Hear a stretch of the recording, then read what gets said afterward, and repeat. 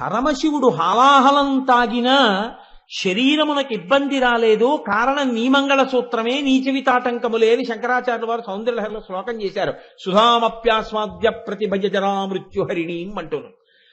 మీరు సౌందర్యలహరి పుస్తకం ఒకటి పట్టుకుని మీ వారు రేపు ఆపరేషన్ టేబుల్ మీద ఆపరేషన్ అయిపోయే వార్త వచ్చేంత వరకు ఆ తల్లి నమ్ముకున్న శ్లోకం చదువుకోండి. అంతకన్నా చెప్పడానికి నాకు ఏం తెలియదమ్మా అన్న. చాలు ఈ ఒక్క మాట. నేను నమ్ముకున్న ఆవిడ పాదాలు పట్టుకుంటానన్నారు ఆవిడ. ఆ తల్లి నాకు మర్నాడు ఫోన్ చేశారు. వసిన్యాది దేవతలు అంటారు అమ్మవారిని వక్త్రలక్ష్మీ పరివాహ చలన్మీ నాభలోచన అని పిలిచారు. అమ్మవారి యొక్క కన్నుల గురించి మాట్లాడుతున్నారు. ఆ మాట్లాడేటప్పుడు వాళ్ళు మొట్టమొదట మాట్లాడినటువంటి అమ్మవారి యొక్క నేత్ర వైభవం దేనితో అనుసంధానం చేశారంటే, అమ్మవారి ముఖమునందు ఉండేటటువంటి కాంతి ఒక ప్రవహిస్తున్నటువంటి సరస్సుగా మీరు భావన చేస్తే, కదలికలతో కూడి ప్రవాహంతో ఉన్నటువంటి సరస్సుగా మీరు భావన చేస్తే, అందులో ఉన్నటువంటి చాప పిల్లలే ఆమె యొక్క కన్నులు. నీటి ప్రవాహానికి అందం పూర్ణత్వం ఎప్పుడు కలుగుతుంది అంటే అందులో చాప పిల్లలు ఉన్నప్పుడే కలుగుతుంది. అయితే మీరు ఇక్కడ ఒక విషయాన్ని కొంచెం గమనించవలసి ఉంటుంది. వక్త్రలక్ష్మీ పరివాహ చలన్మీ నాభలోచన అని పిలిచినప్పుడు ఇప్పుడు అమ్మవారి యొక్క ముఖాన్ని ఒక ప్రవాహంతో, దీప్తి కాంతితో కూడినటువంటి ఒక ప్రవాహంగా, ఒక సరస్సుగా, ఒక సరోవరంగా భావన చేస్తే, అందులో ఉన్నటువంటి చాప పిల్లలు కన్నులు. కన్నులు చాప పిల్లలైతే ఉపమాన ఉపమేయ సంబంధము దేనికి పడింది? కన్నులకు చాపలకు పడింది. కాబట్టి ఇప్పుడు అమ్మవారి కన్నులు చాపలైతే మీరు దాన్ని సంస్కృతంలోకి మారిస్తే కన్నులను అక్షి అని పిలుస్తారు. కాబట్టి చేపలను మీనములు అంటారు. కాబట్టి ఆ నామము యొక్క పేరు కన్నులను ఒక్కదాన్ని తీసి పక్కన పెట్టి సంస్కృతంలోకి తర్జుమా చేసి చూసుకుంటే అది మీనాక్షి కదండి. కానీ ఈ నామాన్ని లలితా సహస్రనామ స్తోత్రంలో వసిన్యాది దేవతలు ఎక్కడైనా వాడారా? ఎన్నో నామాలు చెప్పారు అమ్మవారికి. కామాక్షి, కళ్యాణి, కదంబ వనవాసిని, రాజరాజార్చిత, రాజరాజేశ్వరి, ఇన్ని నామాలు చెప్పారు. కానీ మీనాక్షి అన్న నామాన్ని మాత్రం ఎక్కడా చెప్పలేదు. లలితా సహస్రనామ స్తోత్రంలో ఉన్నటువంటి గమ్మత్తుల్లో అదొకటి. ఇలా చెప్పకుండా చెప్పారు. వసిన్యాది దేవతలు చెప్పినట్టే, వ్యాసుడు చెప్పినట్టే. ఎలా చెప్పారు అంటే, ఈ ఉపమాన ఉపమేయ సంబంధము చేత అమ్మవారి కన్నులు చాపలలా ఉంటాయి అని చెప్పడం చేత ఆవిడ్ని మీనాక్షిగా మనకి చెప్పేశారు. ఇప్పుడు అమ్మవారి కన్నులను చాపలతోనే ఎందుకు పోల్చాలి? లలితా సహస్రంలో వసిన్యాది దేవతలు మాట్లాడేటప్పుడు అమ్మవారి కన్నులను పోల్చడానికి పూర్వం కవులందరూ వాడినటువంటి ఒక గొప్ప ఉపమానం ఒకటి ఉంది. పద్మాక్షి. కన్నులను పద్మములతో పోలుస్తారు. కాబట్టి పద్మాక్షి అని పిలవచ్చు. కానీ అలా పిలవలేదు వాళ్ళు. పిలవకుండా చాపలతోటే సంకేతించారు. దీని వెనక ఏమైనా రహస్యం ఉందా, లేకపోతే కాకతాళీయంగా వాళ్ళు మాట్లాడారా అంటే అది కాకతాళీయంగా మాట్లాడిన మాట కాదు. అందుకే లలితా సహస్రనామ స్తోత్రమునందు మీరు ఒక అక్షరాన్ని తీయవలసినటువంటి అవసరం ఉండదు. అనవసరమైనటువంటి అక్షరము ఒక్కటి కూడా ప్రయోగము చేయబడినటువంటి స్తోత్రం లలితా సహస్రనామ స్తోత్రం. అది సాక్షాత్తుగా వసిన్యాది దేవతలు చెప్పారు. వసిన్యాది దేవతలంటే మాటలు కాదండి. వాళ్ళ అమ్మవారికి 8 దిక్కుల్లో కూర్చుని ఉంటారు. వాళ్ళకి ఒక్కొక్క వర్గం మీద ఒక్కొక్కరికి ఆధిపత్యం ఉంటుంది. అందులో మొదటావిడ కాబట్టి వసిని అన్న దేవతతో ప్రారంభం చేస్తారు. వసిన్యాది దేవతలంటే వాళ్ళకి అక్షర వర్గముల మీద అధికారము కలిగినటువంటి వాళ్ళు. వాళ్ళ అనుగ్రహం లేకపోతే, వాగ్దేవతానుగ్రహం లేకపోతే ఒక్క మాట నోటి వెంట పలకలేరు. సభ దగ్గరికి వచ్చేటప్పటికి ఉత్తర క్షణంలో మరిచిపోతారు. ఒకవేళ లోపల ఉన్న అవతల వారికి అర్థం అయ్యేటట్టుగా చెప్పగలిగినటువంటి ప్రజ్ఞ మీ యందు భాషించదు. యువతలవాడి దగ్గర ఉన్నది యువతలవాడి దగ్గరే ఉంటుంది. అవతలవాడి దగ్గర నేర్చుకుందామన్న తాపత్రయం అలాగే ఉంటుంది. ఇక్కడ లేదా ఉంది, అక్కడ లేదా ఆర్తి ఉంది. కానీ ఆ ఆర్తికి తగినటువంటి విద్య యువతలవారి యందున్న ఈ విద్య అవతలవారి ఆర్తి తీర్చడానికి పనికిరాదు. ఎందుకు పనికిరాదు అంటే, ఆయనకి అవతల వారికి అర్థమయ్యేటట్టుగా చెప్పగలిగినటువంటి ప్రజ్ఞ ప్రకాశించదు. చంద్రశేఖర పరమాచార్య స్వామి ఒకసారి ఒక అనుగ్రహ భాషణం చేస్తూ ఇదే మాట అంటారు. ప్రపంచంలో పిపీలికాది పర్యంతం ఎన్నో జీవరాశులున్నాయి, 84 లక్షల జీవరాశులు, జాతులు. ఇందులో మళ్ళీ ఒక్కొక్క జీవరాశి కొన్ని కోటాను కోట్లు.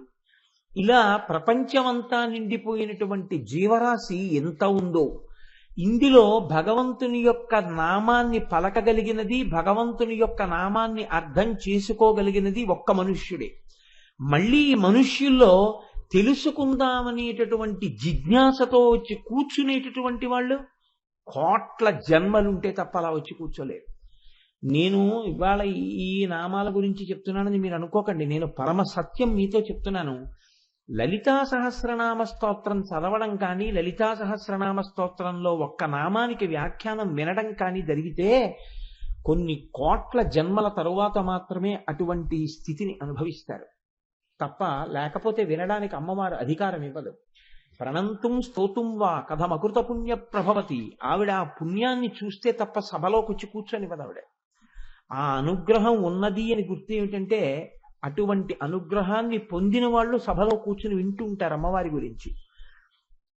కనుక అమ్మవారి గురించి వినడమే అంత కష్టమైతే అమ్మవారి గురించి చెప్పడం మరీ కష్టం. ఆ చెప్పేటప్పుడు అవతల వారికి అర్థమయ్యేటట్టు చెప్పడం ఇంకా కష్టం.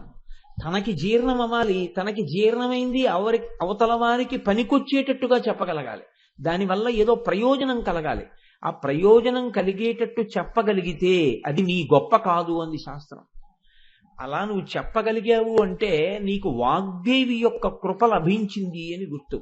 ఆ అమ్మ అనుగ్రహం ఎంతకాలం ఉంటుందో అంతకాలం నువ్వు అలా చెప్పగలవు. ఆ అనుగ్రహం తొలగిపోయిన మరుక్షణంలో నువ్వెందుకు పనికిరావు, నువ్వు అలా చెప్పలేవు. ఇంకా నీ యందు ఆ ప్రజ్ఞ నశించిపోతుంది. కనుక అది కేవలం అమ్మవారి అనుగ్రహం చేతనే, ఆ వాగ్దేవి కృపచేత మాత్రమే చెప్పగలుగుతారు. కనుక చూడండి, అటువంటి వసిన్యాది దేవతలు అమ్మవారి యొక్క కన్నులను చాపలతో సంకేతించడంలో కాకతాళీయంగా అందరూ ఇతపూర్వం కవులందరూ పద్మములతో పోల్చి ఉన్నారు కనుక ఒక కొత్తతనం కోసం మనం ఇవాళ అమ్మవారి కన్నులను చాపలతో సంకేతించి ఉపమాన ఉపమేయములను ప్రయోగం చేద్దామనేటటువంటి భావనతో అటువంటి ప్రయోగములు చేసి ఉండి ఉంటారా? కాదు. ఇందులో మీరు తెలుసుకోవలసినటువంటి ఒక నిగూఢమైనటువంటి రహస్యం ఒకటి ఉన్నది. అమ్మవారి ముఖమంతా కాంతిమయమే. ఎందుకనంటున్నారు ఆ మాట? వక్త్రలక్ష్మీ పరీవాహ అంటున్నారు. వక్త్ర లక్ష్మీ పరీవాహ, ప్రవహించుతున్నా. అది నిలబడిపోయిన కాంతి కాదు, కదులుతోంది. సరోవరంలో నీరు ప్రవహించినట్టుగా ప్రవహిస్తోంది కాంతి. ఇప్పుడు ఈ కాంతి చాలండి మీకు. కన్ను మొట్టమొదట దేన్ని పట్టుకుంటుంది అంటే, కన్ను మొదట పట్టుకునేది కాంతినే పట్టుకుంటుంది. మీరు అందుకే చూడండి, ఒక చీకట్లో ఉన్నారనుకోండి, ఎక్కడో ఒక చిన్న అగ్గిపుల్ల వెలిగితే వెంటనే కన్ను ఆ అగ్గిపుల్ల వెలుగును ఆకర్షించేస్తుంది, ఆ వెలుగు వైపుకి చూసుకుంటుంది. అమ్మవారి ముఖమంతా కాంతితో దీపించి ఉంటే ఇప్పుడు ఆ ముఖమునందు ఉన్నటువంటి కాంతి దీప్తియే గొప్పది. కాంతి దీప్తి గొప్పదా, కన్నులు చాపలతో పోల్చబడడం గొప్పదా? మీరు ఆలోచించండి. కాంతి తనంత తాను చాలా గొప్పదండి. అమ్మవారి ముఖమే కాంతి, కాంతి ప్రవాహం అది. అటువంటి కాంతి ప్రవాహమైనటువంటి ముఖం ఉంటే కన్నులు చాలా చాలా గొప్పవై ఉండాలి కదా. చాలా చాలా గొప్పవైనటువంటి కన్నులను పోల్చేటప్పుడు వాటిని చాపలతో ఎందుకు సంకేతించారు? కాంతి కన్నా చాప గొప్పదేం కాదు. కాంతి తనంత తానుగా గొప్పది. తనంత తానుగా గొప్పదైనటువంటి కాంతి కన్నా ఒక చాపతో కన్నులను ఎందుకు పోల్చాలి? కన్నులు చాలా చాలా గొప్పవి. మామూలుగా మనకే జ్ఞానేంద్రియాలన్నిటిలోనూ గొప్పది ఇది అంటే కన్ను. అందుకే కన్నుకి నయనము అని పేరు. నయనము అన్న మాటలోంచే నాయక, నేత ఈ మాటలు వస్తాయి. నాయకుడు ముందుండి నడిపించినట్టే కన్ను కూడా నడిపిస్తుంది. ముందు 5 జ్ఞానేంద్రియాల్లోనూ మనసు ఉపయోగించి చూడడానికి ముందు మనసు వెంపర్లాడి దేంతో చూస్తుంది అంటే కంటితోటే అవతల వస్తువుని చూడడం మొదలెడుతుంది. ఆ తర్వాత మిగిలిన ఇంద్రియాలు పెడతాయి. అంత గొప్పదైనటువంటి కన్నుని చాపతో దేనికి పోల్చినట్టు? కాంతి సరోవరముగా ముఖమునంటే చాప గొప్పదా అంతకన్నా? మరి ఎందుకు అమ్మవారి కన్నులను చాపలతో పోల్చారు? కన్నులు గొప్పవైతే కన్నులకి ఉపమానం గొప్పదై ఉండాలి కదా. ముఖ ఉపమానం గొప్పదిగా కనపడుతోంది బాహ్యంలో చూసినప్పుడు.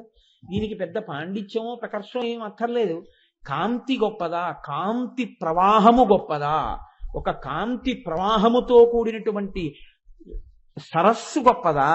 ఒక చాప గొప్పదా అని మిమ్మల్ని అడిగారు అనుకోండి, ఏది గొప్పదంటారు? కాంతి ప్రవాహముతో కూడిన సరస్సే గొప్పది. మరి ఇప్పుడు చాలా గొప్పవైనటువంటి కన్నులను చేపలతో ఎందుకు పోల్చారు? ఇప్పుడు తక్కువ చేసినట్ట ఎక్కువ చేసినట్ట? అంటే మామూలుగా పైకి దాన్ని విచారణ చేసి చెప్పవలసి వస్తే ఏమని చెప్తామంటే తక్కువ చేశారనే చెప్పవలసి ఉంటుంది బాహ్యంలో. కానీ ఇక్కడే నేను మీతో మనవి చేసినటువంటి విషయం, లలితా సహస్రంలో ఉండే నామముల యొక్క చమత్కారం ఎక్కడుంటుందంటే, మీరు పైన ఉండేటటువంటి అర్థం చూస్తే ఒక స్థాయిలో అనుభవిస్తారు. దాన్ని మీరు బాగా ధ్యానం చేసి ఆలోచన చేస్తే మీకు దొరికేటటువంటి అమృతం వేరుగా ఉంటుంది.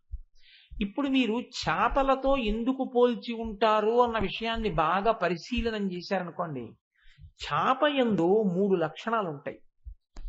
చాపయే సృష్టికర్త, చాపయే స్థితికర్త, చాపయే ప్రళయకర్త. ఎలా అంటారేమో, చేపకి పురుష చేపతో మగ చేపతో ఆడచాప కలవదు.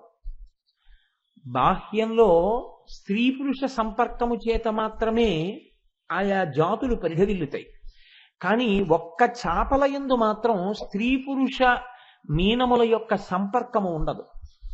సృష్టి చెయ్యాలి, చేపల్ని కనాలి అనేటటువంటి కోరిక కలగగానే ఆడచాప మగచాప వంక, మగచాప ఆడచాప వంక ఆ సంబంధమైన కోరికతో చూస్తాయి. చూడగానే ఆడచాపకి తన సంతానాన్ని పెంచగలిగినటువంటి శక్తి ఉద్భుతమవుతుంది. ఇప్పుడు చేప పిల్లలు వచ్చాయి. సృష్టికర్త సృష్టి ఎలా చేసింది? స్త్రీ పురుష సంపర్కంతో చేయలేదు, కేవలము చూపులతో చేసింది. 2, ఇప్పుడు పిల్లల్ని పోషించాలి. పోషణ చెయ్యవలసి వస్తే చేప స్తన్యం ఇవ్వదు. లోకంలో అన్నీ ఏం చేస్తాయంటే స్తన్యం ఇచ్చి పోషిస్తాయి పిల్లల్ని. కానీ ఒక్క చేప మాత్రం ఆకలి గొని ఇంకా ఆహారం తినడం చేత కానటువంటి చిన్ని చేప పిల్ల ఆకలితో అమ్మవంక చూస్తే, నీకు ఆకలిగా ఉందా నాన్న, నీ ఆకలి తీరుగాక అని చేప చూస్తుంది. ఆడచాప తన పిల్లలన్నిటి వంక ఇలా తలని తిప్పి చూస్తే చిన్ని చిన్ని చేప పిల్లలన్నిటికీ కడుపు నిండిపోతుంది. ఇది ఈ సృష్టిలో ఆశ్చర్యకరమైనటువంటి విషయం. తన చూపులతో పోషిస్తుంది చేప తన పిల్లల్ని. అందుకే స్థితికర్త. చేపకి ఆహారం చేపే. చేపనే మింగేస్తుంది. చిన్న చేప నువ్వు పెద్ద చేప అని ఎక్కడో విన్నాను నేను. అందుకని చిన్న చేపని పెద్ద చేప మింగేస్తుంది. అదేమిటి, నా జాతిది కదా అని ఏం వదిలిపెట్టదు. సాధారణంగా లోకంలో ఉండేటటువంటి నియతి ఎలా ఉంటుందంటే, ఆ జాతి ప్రాణి వేరొక జాతి ప్రాణిని తింటుంది తప్ప ఆ జాతి ప్రాణిని మింగేయడం అనేటటువంటిది చాలా అరుదుగా ఉంటుంది తెలిసి. కానీ చేపలలో ఉండే గమ్మత్తు ఏమిటంటే, పెద్ద చేపలు చిన్న చేపల్ని మింగేస్తాయి తెలిసి ఉండే కడుపు నింపుకోవడానికి. పరబ్రహ్మము కూడా సృష్టి చేసేటప్పుడు స్త్రీ పురుష సంపర్కము కానీ ప్రకృతి పురుష సంపర్కము కానీ బాహ్యముగా మానవాళి యందు జీవకోటి యందు ఎలా ఉంటుందో పరాత్పరుడి యందు అలా ఉండదు. అందుకే పోతన గారు భాగవతంలో ప్రార్థన చేస్తే, శ్రీకైవల్య పదంబు చేరుటకునై చింతించదన్ లోక రక్షైకారంభకు భక్తపాలన కళా సంరంభకున్ దానవోద్రేక స్తంభకు కేళి లోల విలస దృగ్జాల సంభూత నానా కంజాత భవాండ కుంభకు అన్నారు. కేళి లోల విలస దృగ్జాల సంభూత నానా కంజాత భవాండ కుంభకు. ఎవరు ఈ లోకములను సృష్టించాలి అనేటటువంటి కోరికతో ఇలా చూసేటప్పటికి బ్రహ్మాండములన్నీ వచ్చాయో, తన చూపుల చేత ఈ లోకములనన్నింటినీ సృష్టించగలిగినటువంటి శక్తి కలిగిన పరబ్రహ్మమున్నాడో అన్న మాట వేశారు. అది బ్రహ్మసూత్రాల్లో మాటది. ఇప్పుడు పరబ్రహ్మమును గూర్చి అలా చెప్తోంది బ్రహ్మసూత్రం, అలా చెప్తోంది వేదం. ఆయన చూపులతో ఈ బ్రహ్మాండములను సృష్టిస్తాడు. చూపులతో సృష్టించగలిగినటువంటి పరాత్పరుడు ఎటువంటి వాడో చూపులతో తన జాతిని సృష్టించగలిగినటువంటి చాప అటువంటిది. చూపుల చేత తన పిల్లల్ని పోషించుకోగలిగినటువంటి శక్తి పరమాత్మకి ఎలా ఉందో చూపుల చేత తన బిడ్డల్ని పోషించుకోగలిగిన శక్తి ఈశ్వరుడికి అలా ఉంటుంది. ఈశ్వరుడు పోషించాలి అనుకున్నప్పుడు ఎక్కడి నుంచో ఏదో తీసుకొచ్చి పోషించాడు. ఆయన ప్రసన్న దృక్కులతో చూస్తాడు, అంతే పోషింపబడతాడు. అసలు మీకు ఇంకొక పెద్ద రహస్యం చెప్పనండి. పోషణ అన్న మాటలో ఉన్న రహస్యం, మీలో పోషణ అనేటటువంటిది హీనాతిహీనమైన స్థాయిలో శరీరం, అత్యున్నత స్థాయిలో జ్ఞానం, చాలా గొప్ప స్థాయిలో పోషింపబడేది జ్ఞానం, హీనాతిహీన స్థాయిలో పోషింపబడేది శరీరం. మీరు నైవేద్యం పెట్టి తినండి, నైవేద్యం పెట్టకుండా తినండి, శరీరం పోషింపబడుతుంది. మీరు నైవేద్యం పెట్టి తిన్నా శరీరం పోషింపబడుతుంది. కానీ మీరు నైవేద్యం పెట్టి మీరు ఏది అనుభవించినా నేను ఇలా దీనిని అనుభవించడాన్ని ఈశ్వరుడు అంగీకరిస్తాడా? ఇదొక్కటే ప్రశ్న. మనిషి తరిస్తాడు అనడానికి గుర్తేమిటో తెలుసా అండి? ఇంకొకళ్ళ సర్టిఫికెట్లు ఉండవు. నువ్వు ఒక పని చేసే ముందు నేను ఇలా చెయ్యడాన్ని ఈశ్వరుడు అంగీకరిస్తాడా? దీన్ని మీరు పరిశీలనం చేసుకుని ఈశ్వరుడు అంగీకరిస్తాడు అనిపిస్తే మీరు చేసేయచ్చు. ఈశ్వరుడు దీన్ని అంగీకరించడు అని మీకు అనిపించింది అనుకోండి, ఉత్తర క్షణం మీరు దాన్ని వదిలిపెట్టేశారనుకోండి, మీరు చేయడం ఆపేశారనుకోండి, విషయానుభవమునందు నివేదన స్వభావమున్నది. ఇప్పుడు తను అనుభవించడు తిన్నగా, అనుభవించే ముందు ఇది ఈశ్వరానుగ్రహం అని అనుభవిస్తాడు. ఈశ్వరుడు వద్దన్నదాన్ని ఈశ్వరానుగ్రహం అని మీరు ఎలా అనుభవిస్తారు? మీరు అనుభవించలేరు. ఈశ్వరానుగ్రహము అని అనుభవించడంలో చాలా చమత్కారం ఉంటుంది. అలా మీరు దేన్ని పడితే దాన్ని ఈశ్వరానుగ్రహము అని లోపలికి పుచ్చుకోకూడదు. ఏది పుచ్చుకోవచ్చని ఈశ్వరుడు అన్నాడో దాన్ని మీరు లోపలికి పుచ్చుకోగలరు. ఇప్పుడు నాకు చెప్పండి, మీరు పుచ్చుకునే ముందు ఉమామహేశ్వర పరబ్రహ్మార్పణమస్తు అని దేనికి అనగలరు? ఈశ్వరుడు నువ్వు ఇది తీసుకోవద్దు అన్న పదార్థాన్ని ఉమామహేశ్వర పరబ్రహ్మార్పణమస్తు అని మీరు తీసుకోలేరు కదా. మీరు ఉమామహేశ్వర పరబ్రహ్మార్పణమస్తు అని తీసుకుంటున్నారు అనుకోండి, అలా అని తీసుకోగలుగుతున్నారు అంటే ఏమిటి దాని అర్థం?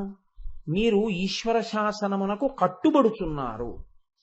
ప్రసాద స్వీకారమునందే అసలు మీ ప్రవర్తన మారిపోయిందండి, ఉత్తరక్షణం మారిపోయింది. ఇప్పుడు ఇలా మీరు తీసుకుని ఇలా మీరు అనుభవిస్తున్నారు అనుకోండి ఏదైనా, దీని యొక్క స్థాయి పెరిగిపోయినప్పుడు ఎలా ఉంటుందంటే రెండు కోణాల్లోకి మారుతుంది. తన వల్ల ఒక గొప్ప పని జరిగినా అది నా వల్ల కాదండి, లోపల నుంచి ఈశ్వరుడు చేయించాడని ఉమామహేశ్వర పరబ్రహ్మార్పణమస్తు. ఇప్పుడు తన లోపలికి తీసుకోవట్లేదు, తనకున్నది బయటికి ఇస్తున్నాడు. అది ఒక గొప్ప విరాళం కావచ్చు. నేను పేర్లు చెప్పకూడదు, ఆయనకి ఇష్టం ఉండదు. మనలోనే ఉన్నారు ఒక మహాత్ముడు. ఆయన నా మాట మేరకి ఒక చోట ఒక పెద్ద విరాళం ఇచ్చారు. కానీ ఆయన అన్నారు, నా పేరు వద్దండి గురువుగారు అన్నారు. ఆయన ఇచ్చేసే ముందు నేను ఎక్కడ పొంగిపోయానంటే లేచి నిలబడి ఆ ద్రవ్యాన్ని ఇస్తూ ఉమామహేశ్వర పరబ్రహ్మార్పణమస్తు అంటూ ఇచ్చి రెండు చేతులతో నమస్కారం చేశారు. మీలో ఉన్నది, మీ విభూతిగా ఉన్నది, మీలో ప్రకాశించినది ఇతరులకు ఈశ్వరానుగ్రహం తప్ప ఇది నాది ఎలా అవుతుందంటే ఆయన అనుగ్రహంతో నాదైంది. ఆయన అనుగ్రహం కోసం ఆయన చేత నా ఉపాధి ద్వారా ఇప్పింపబడి నన్ను సార్థకత చేకూర్చడానికి ఉపయోగపడింది అని మీరు ఉమామహేశ్వర పరబ్రహ్మార్పణమస్తు అని ధారపోయగలిగారు అనుకోండి, ఆ క్షణంలో మీ యందు జ్ఞానము ప్రకాశించింది, ఈశ్వరానుగ్రహం కలిగిందప్పుడు మీకు. రెండు, ఒకటి మీకున్నది ఇచ్చుట, దాని యందు ఉమామహేశ్వర పరబ్రహ్మార్పణమస్తు అనడం. రెండు, మీకు ఉన్నది ఇవ్వడం కాదు, మీరు లోపలికి పుచ్చుకోలేనిది మీరు పుచ్చుకోవలసి వచ్చింది. పుచ్చుకోలేనిది ఏమిటి? అది పుచ్చుకోవడం మీకు ఇష్టం కాదు అంటే నా ఉద్దేశ్యం కష్టం, పరమ కష్టం. ఇప్పుడు ఈ కష్టాన్ని పుచ్చుకోవాలని ఏ గృహస్థు కోరుకోడు. అటువంటి కష్టం ఒకటి వచ్చింది. నేనే ఉన్నాను, నా భార్య ఉంది, నా భార్య సుఖంగా ఉండాలి అని నేను కోరుకుంటాను తప్ప నా భార్య కాలు మీద ఒక పెద్ద కురుపు వేసి అది చాలా నిప్పి పెట్టి సెలవేసి అది చాలా బాధపడుతుంటే నేను చూడాలి అని నేను కోరుకోను కదా. ఇప్పుడు అది వచ్చింది అనుకోండి, నా భార్య కాలు మీద ఒక పుండు పుట్టింది.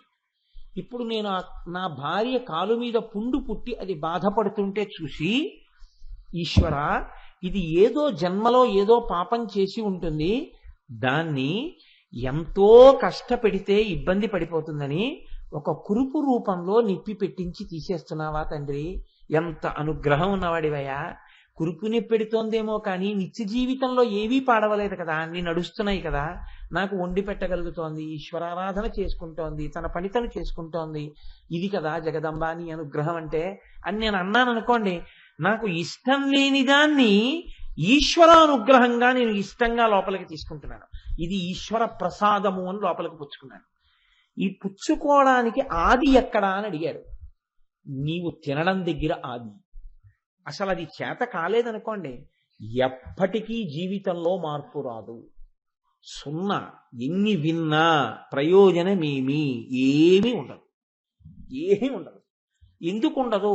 ఏది మార్పేది? నువ్వు తింటున్నది ఉమామహేశ్వర పరబ్రహ్మార్పణమస్తు అని తిన్ననాడు కదా, ఉమామహేశ్వర పరబ్రహ్మార్పణమస్తు కాకపోతే లక్ష్మీనారాయణ పరబ్రహ్మార్పణమస్తు అని, దానికి నాకేం అభ్యంతరం ఏం లేదు.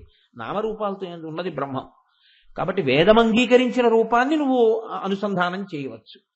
చేసి లోపలికి పుచ్చుకోవడం అలవాటైతే దాని యొక్క తీవ్ర స్థాయిలో ఇంకొకటి కూడా నీకు అలవాటు అవుతుంది మెల్లమెల్లగా. ఇప్పుడు ఈ పోషించడం అనేటటువంటిది అన్నంతో మొదలుపెట్టి వాడు కృతజ్ఞుడై అలా అనకుండా తిన్నా ఆయన పోషిస్తాడు. అమ్మ అన్న గౌరవం లేకుండా అమ్మని నిలదీసిన వాణ్ణి, అమ్మ మీద చెయ్యెత్తిన దుర్మార్గులకు కూడా అమ్మ అన్నమే పెడుతుంది తప్ప అమ్మ విషయం చేత్తో పెట్టదు. అలా పరమాత్మకి నమస్కారం చెయ్యని పాపాత్ముడికి కూడా పరమాత్మ అన్నమే పెడతాడు. అమ్మకి పరమాత్మకి ఒక్కటే లక్షణం ఉంటుందండి. కానీ అందుకే నేను అన్నమాట, హీన స్థాయిలో ఉపాధి పోషణ, పై స్థాయిలో జ్ఞాన పోషణ. ఇది ఎక్కడి నుంచి వస్తుంది? మీరు తీసుకోవడంలో వస్తుంది. ఇప్పుడు ఈ ఇచ్చి పోషించే లక్షణంలో ఉన్నటువంటి వైవిధ్యాన్ని పాలన అంటారు. ఒక్క గాట కడితే పాలన అనరు. పరిపాలన అంటే ఎవరిని ఎలా చూడాలో, ఎంత గౌరవం ఇవ్వాలో అంత గౌరవం ఇచ్చి వారిని ఆయా స్థాయిలలో ఉద్ధరించగలగడం పరిపాలన. ఒక తండ్రికి ఒక కొడుకు ఉంటాడేమో, ఒక తండ్రి భక్తికి కొడుకు వారసుడు కావాలని లోకంలో నియమం ఉండదు. ఒక తండ్రికి ఇద్దరు కొడుకులు ఉంటారేమో, పెద్ద కొడుకులా చిన్న కొడుకు ఉండాలని ఉండదు, చిన్న కొడుకులా పెద్ద కొడుకు ఉండాలని ఉండదు. ఒక తండ్రికి 5 బిడ్డలు ఉంటారేమో, 5 బిడ్డలు తండ్రి గారి కీర్తితో పోల్చినప్పుడు లేశమాత్రమైన కీర్తి సంపాదించలేని వాడి కావచ్చు. ఎవరి యొక్క భక్తి, ఎవరి యొక్క ఈశ్వరానుగ్రహం వారిదే. అది ఉపాసనని బట్టి ఉంటుంది. బిడ్డలు ఉంటారేమో, భార్య ఉంటుందేమో, అన్నదమ్ములు ఉంటారేమో, అక్క చెల్లెళ్ళు ఉంటారేమో, స్నేహితులు ఉంటారేమో, కానీ ఉపాసన బలం మాత్రం ఎవరిది వారిది. అక్కడ మాత్రం ఏం రాజీ ఉండదు. ఇంకా కాకపోతే రక్షణ యందు మారుతుంది. ఆయన భార్య కాబట్టి రక్షింపబడడంలో కొంత తేడా ఉంటుంది. ఆయన ఏడుస్తాడేమో నా ఆవిడ్ని రక్షించవచ్చు, ఆయన ఏడుస్తాడేమో నా బిడ్డలు రక్షింపబడచ్చు, ఆయన ఏడుస్తాడేమో అని చెప్పి ఆయన వస్తువులు కొన్ని రక్షింపబడచ్చు. కానీ ఆయన ఉపాసన ఆయనతో ఉన్న వాళ్ళకి కూడా రావాలి అంటే అలా రావాలని నియమం ఏం లేదు. ఒక్కొక్కసారి ఎలా ఉంటుందంటే, ఒకే ఇంట్లో బతుకుతూ భార్యకున్నంత భక్తితో ఆవిడ తరించిపోతున్నట్టు భర్త తరించలేడు. చాలా గమ్మత్తుగా ఉంటుందండి. ఇది పరిపాలన అంది శాస్త్రం. ఇది స్థితికారుడంటే కేవలం అన్నం పెట్టి పోషించేయడం కాదు. ఈ స్థాయిలో పోషణ చేసేటప్పుడు పైకి చూసినప్పుడు ఎలా ఉంటుంది? అందరినీ పోషిస్తాడు. శాప కూడా అంతే. ఆకలి అని చూస్తే ఎవరి వంక చూడాలి? అందుకే ఆర్తి జిజ్ఞాసురర్థార్థి జ్ఞానీచ భరతర్షభ, నా వంక నలుగురు చూస్తున్నారయా అన్నాడు పరమాత్మ. ఆర్తితో ఉన్నవాడు ఆయన వంకే, ఆర్తి జిజ్ఞాసు ఆయన వంకే, అర్ధార్థి ఆయన వంకే, జ్ఞాని ఆయన వంకే, నలుగురు ఆయన వంకే. జ్ఞానిని పోషించినట్టుగా జిజ్ఞాసుని పోషించడు, అర్ధార్థికి ఇచ్చినట్టుగా జ్ఞానికి ఇవ్వడు.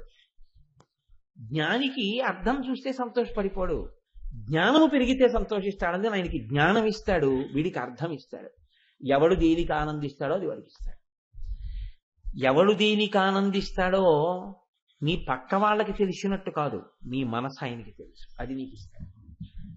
అందుకే కొంతమంది లీకి మాట మాట్లాడుతుంటారు, ఆయనకి సరస్వతీ కటాక్షం ఉంది కానీ లక్ష్మీ కటాక్షం లేదండి. నువ్వెవడు ఆ మాట అనడానికి? ఆయనకి ఏ కటాక్షం ఇవ్వాలో ఈశ్వరుడికి తెలుసు. నీకెందుకు లేనిపోని నిర్ణయాలు, నీకెందుకు ఆ తీర్పులు? ఆయనకి ఏ కటాక్షం పొందాలో ఆయనకి తెలుసు, ఆయనకి ఏమి ఇవ్వాలో ఈశ్వరుడికి తెలుసు. పోతన గారు దరిద్రుడు అన్నాడు అనుకోండి, ఎవడో అన్నవాడు పాడయ్యాడేమో కానీ పోతన గారు పాడవుతారా?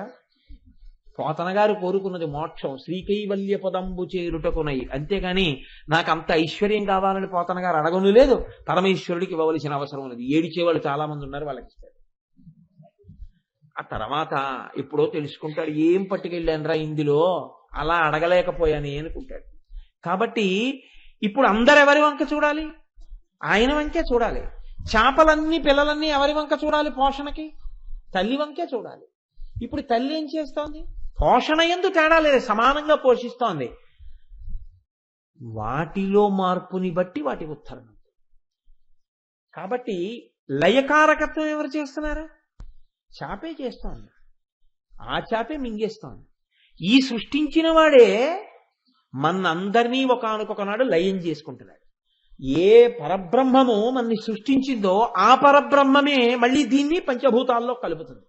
ఇంకా వేరే ఒకడెవరే ఉండడు ఇంకా పంచభూతాల్లో కలపడానికి, వాడే ఉంటాడు. అందుకే మీరు సనాతన ధర్మమునందు చాలా గొప్పగా ఉంటుంది ఒక మాట, మృత్యువు దేవత. సనాతన ధర్మంలో మృత్యువు శత్రువు కాడు, మృత్యువు దేవత, మృత్యుదేవత. ఎందుకని? నీ శరీరము జర్జరీభూతమైపోయి మంచంలోంచి లేచి మలమూత్రములు విసర్జించలేని స్థితిలో కూడా ఇంకా పాడుగూడు పట్టుకుని వేలాడుతుంటే, చాలేవయా ఏం చేసావు దీంతో, ఇంకేం చేద్దామని ఇంకొకటి ఇస్తాను, అందులో ఏమైనా ఏడిస్తే ఏడని విడిపించేవాడు ఎవడో, వాడు దేవత. లేకపోతే అందులో పడి ఉంటావు ఆ గూట్లో. విడిపించాడు కాబట్టి వాడు దేవతేనయా అన్నారంతే.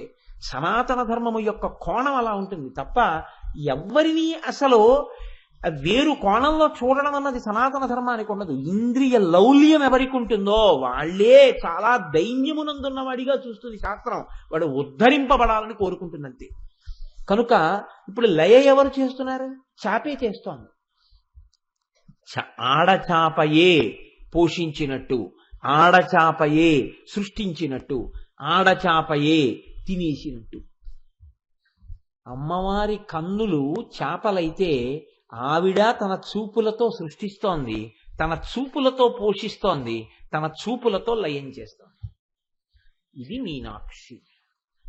మీనాక్షి అన్న మాటని ప్రకటంగా వాడకుండా మీనాక్షి తత్వమును తీసుకొచ్చి ఇప్పుడు చెప్పు, కాంతి స్రోతస్సు, కాంతితో కూడిన ప్రవాహము గొప్పదా, ఆ చాపలుగా ఉన్న కన్నులు గొప్పవా? ఆ కన్నులే గొప్పవి. సృష్టి స్థితి లయ ఇప్పుడు ఆ కంటిలో ఉన్నాయి. ఆ కంటి శక్తి అది. మన కంటికే ఉంది. మన కంటికి రెండే శక్తులు. ఇది నాదైతే బాగుండునో, అవలేదు కనురాపు, అయింది వ్యామోహం, అంతే. రెండే శక్తులు. అమ్మవారికి అంత గొప్ప శక్తులన్నీ ఆవిడ కంట్లో ఉన్నాయి. అందుకని మీనముతో తప్ప సంకేతించడానికి వీలు కాక ఇంకా మీనాక్షి అన్నారు. మీకు ఇంకా ఆశ్చర్యకరమైన ఒక విషయాన్ని ఒకటి మీకు విజ్ఞాపన చేసే ప్రయత్నం చేస్తాను. మీకు మిగిలినటువంటి దేవతా స్వరూపములు భూమండలం మీద ప్రవర్తించి మనుష్యులలాగే ఇక్కడ బిడ్డల్ని కన్నారా అని ప్రశ్న వేయవలసి వచ్చిందనుకోండి. మీకు శ్రీ మహావిష్ణువు యొక్క అవతారములలో రామావతారం అలా బిడ్డల్ని కంది. పూర్ణంగా మనుష్యుల్లా ప్రవర్తించండి. అందుకే లవకుశుల బిడ్డల్ని కన్నాడు రామచంద్రమూర్తి. సీతమ్మ తల్లి గర్భిణి అయి గంగ ఒడ్డున ఆశ్రమంలో ఉంది. 11,000 సంవత్సరములు పరిపాలన చేశాడు రామరాజ్యమనైన. మళ్ళీ అలా ఈ లోకంలో అమ్మవారు అయ్యవారితో కాపరం చేసి ఒకరికి బిడ్డయి తాను బిడ్డల్ని కని ఆ బిడ్డల్ని ఈ భూమండలాన్ని పరిపాలింపచేసినటువంటి ఘనత ఏ నామంతోటో తెలుసా? మీనాక్షి. మీనాక్షిగానే ఆవిడిక్కడ పుట్టింది, పెరిగింది, పెళ్లి చేసుకుంది, బిడ్డల్ని కంది. ఆ తర్వాత మన్ని పోషించడం కోసమని వచ్చి ఇక్కడ కూర్చుంది. అలా కూర్చున్న రూపమే మీనాక్షి రూపం. ఇది ఎలాగైంది అని మీకు అనుమానం రావచ్చు. అసలు మీనాక్షి అమ్మవారు అక్కడ ఉన్నారన్న విషయం కూడా ఎవ్వరికీ తెలియదు. ఒకప్పుడు ఒక పెద్ద అరణ్యంలో, ఇప్పుడు మధురై అని మనం పిలుస్తున్న చోట మహారణ్యం ఒకటి ఉండేది. అందులో ధనంజయన్ అనబడేటటువంటి ఒక వ్యాపారి వెళ్ళిపోతున్నాడు. వెళ్ళిపోతూ బడలికతో ఒక చిన్న ప్రాకారం లాంటిది ఉంటే దాని పక్కన కూర్చున్నాడు. చీకటి పడిపోయింది. చీకటి పడిపోయింది, ఇక్కడ పడుకుందామని అతను సర్దుకు పడుకుంటున్నాడు. లోపల దేవతలు పూజలు చేస్తున్న చప్పుళ్ళు వినపడ్డాయి. ఇప్పటికీ అరుణాచలంలో అలా వినపడతాయి, దేవతలు నాట్యాలు చేస్తూ అవిని. అలా దేవతలు పూజలు చేస్తున్న చప్పుడు వినపడింది. అతను లోపలికి వెళ్ళి చూశాడు. మన తూర్పుగోదావరి జిల్లాలో జరిగిందండి అలాగా. ఒకానొక దేవాలయంలో మామగారు పూజ చేస్తుంటే లోపలికి వెళ్ళకూడదన్న నియమాన్ని మర్చిపోయి అల్లుడు గారు గభాలన లోపలికి వెళ్ళారు. వెళ్ళేటప్పటికీ అమ్మవారికి తాంబూలం ఇలా అందిస్తుంటే పరమభక్తుడైన వ్యక్తి అమ్మవారు తాంబూలం తింటోంది. అతను గబుక్కుని తెర తీశాడు. తెర తీసేటప్పటికి అమ్మవారు ఇలా కళ్ళెత్తింది. అతను స్పృహ తప్పిపోయాడు. అనుకోకుండా తీశాడు కాబట్టి అతను స్పృహ తప్పిపడిపోయాడు. అమ్మవారు పరమభక్తుల దగ్గర స్వీకరించింది అలాగా ఉపచారాన్ని. కనుకనే మధురైలో అతనికి లోపల దేవతలు పూజలు చేస్తున్న చప్పుళ్ళు వినపడితే అతను లోపలికెళ్ళి చూశాడు. దేవతలందరూ నిలబడితే అమ్మవారు అక్కడ పూజ స్వీకరిస్తాం. అతను ఇది చూసి పరవశించిపోయి అమ్మవారు అతని ద్వారా లోకానికి ప్రకాశింప చెయ్యాలనుకున్నారులా ఉంది. రాజుగారి దగ్గరికి వెళ్ళి చెప్పాడు, అయ్యా నేను ఇక్కడ ఒక చిత్రమైనటువంటి విషయాన్ని చూశాను. అమ్మవారు స్వయంగా అక్కడ దేవతలతో పూజ తీసుకుంటోంది అని. వెంటనే కులశేఖర పాండ్యన్ ఆ రాజు పేరు. ఆ రాజుగారు వచ్చి అక్కడ చూశారు. అక్కడ ఆయనకి చిన్న దేవాలయం ఒకటి కనపడింది. ఇక్కడ పరాశక్తి వెలిసి ఉన్నది అని ఆయన ఏం చేశాడంటే ఒక చిన్న గుడి కట్టి, ఆయనకి బిడ్డలు లేరు. ఆ బిడ్డలు లేనటువంటి కారణం చేత ఆయన అమ్మవారిని వేడుకున్నాడు.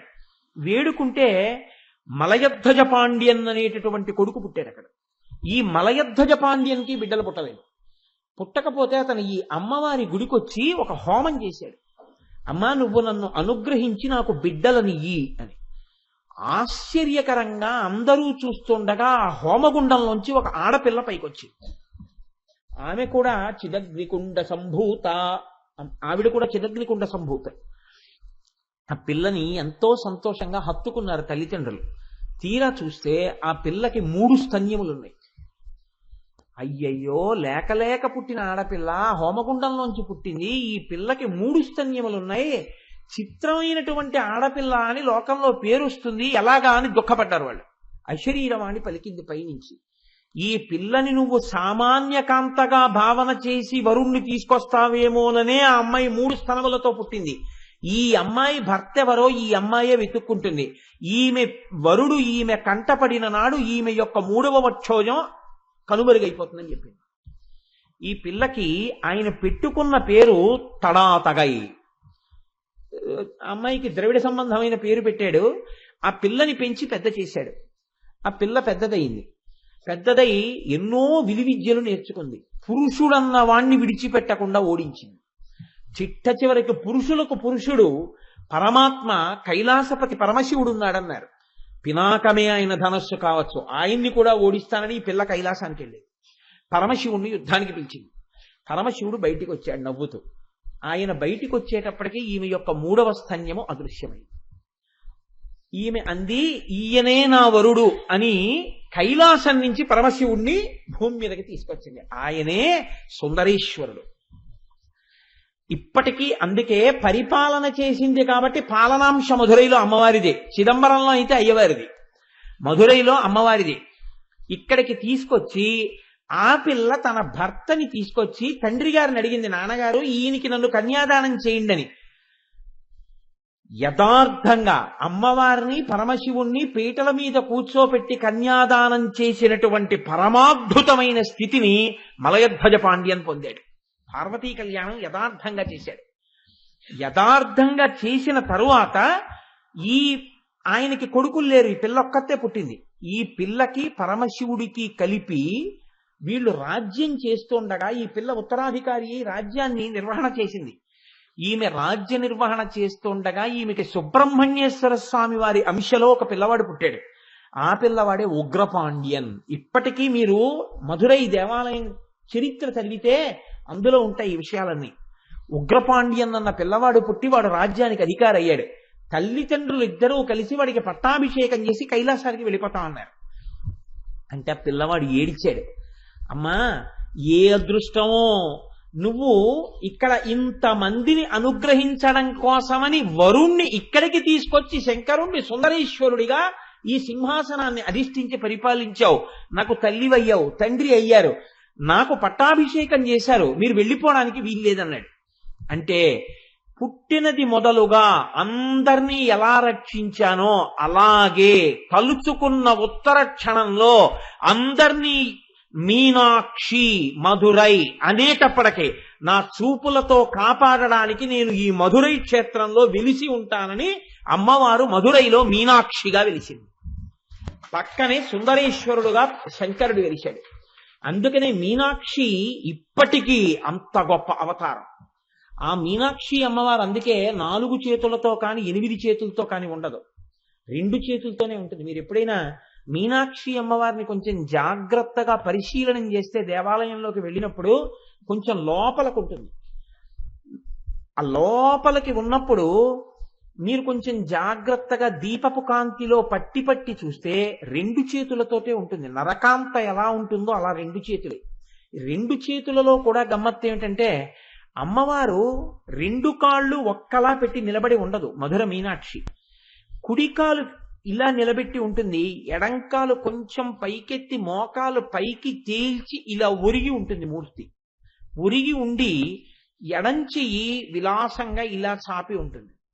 ఉండి కుడి చేత్తో ఇలా ఒక పుష్ప గుచ్చం పట్టుకుంటుంది. ఈ పుష్పగుచ్చం ఇలా చెవి దగ్గరికి పట్టుకుంటుంది. ఈ చెవి దగ్గర పట్టుకున్న పుష్పగుచ్చం మీద ఒక రామచిలక ఉంటుంది.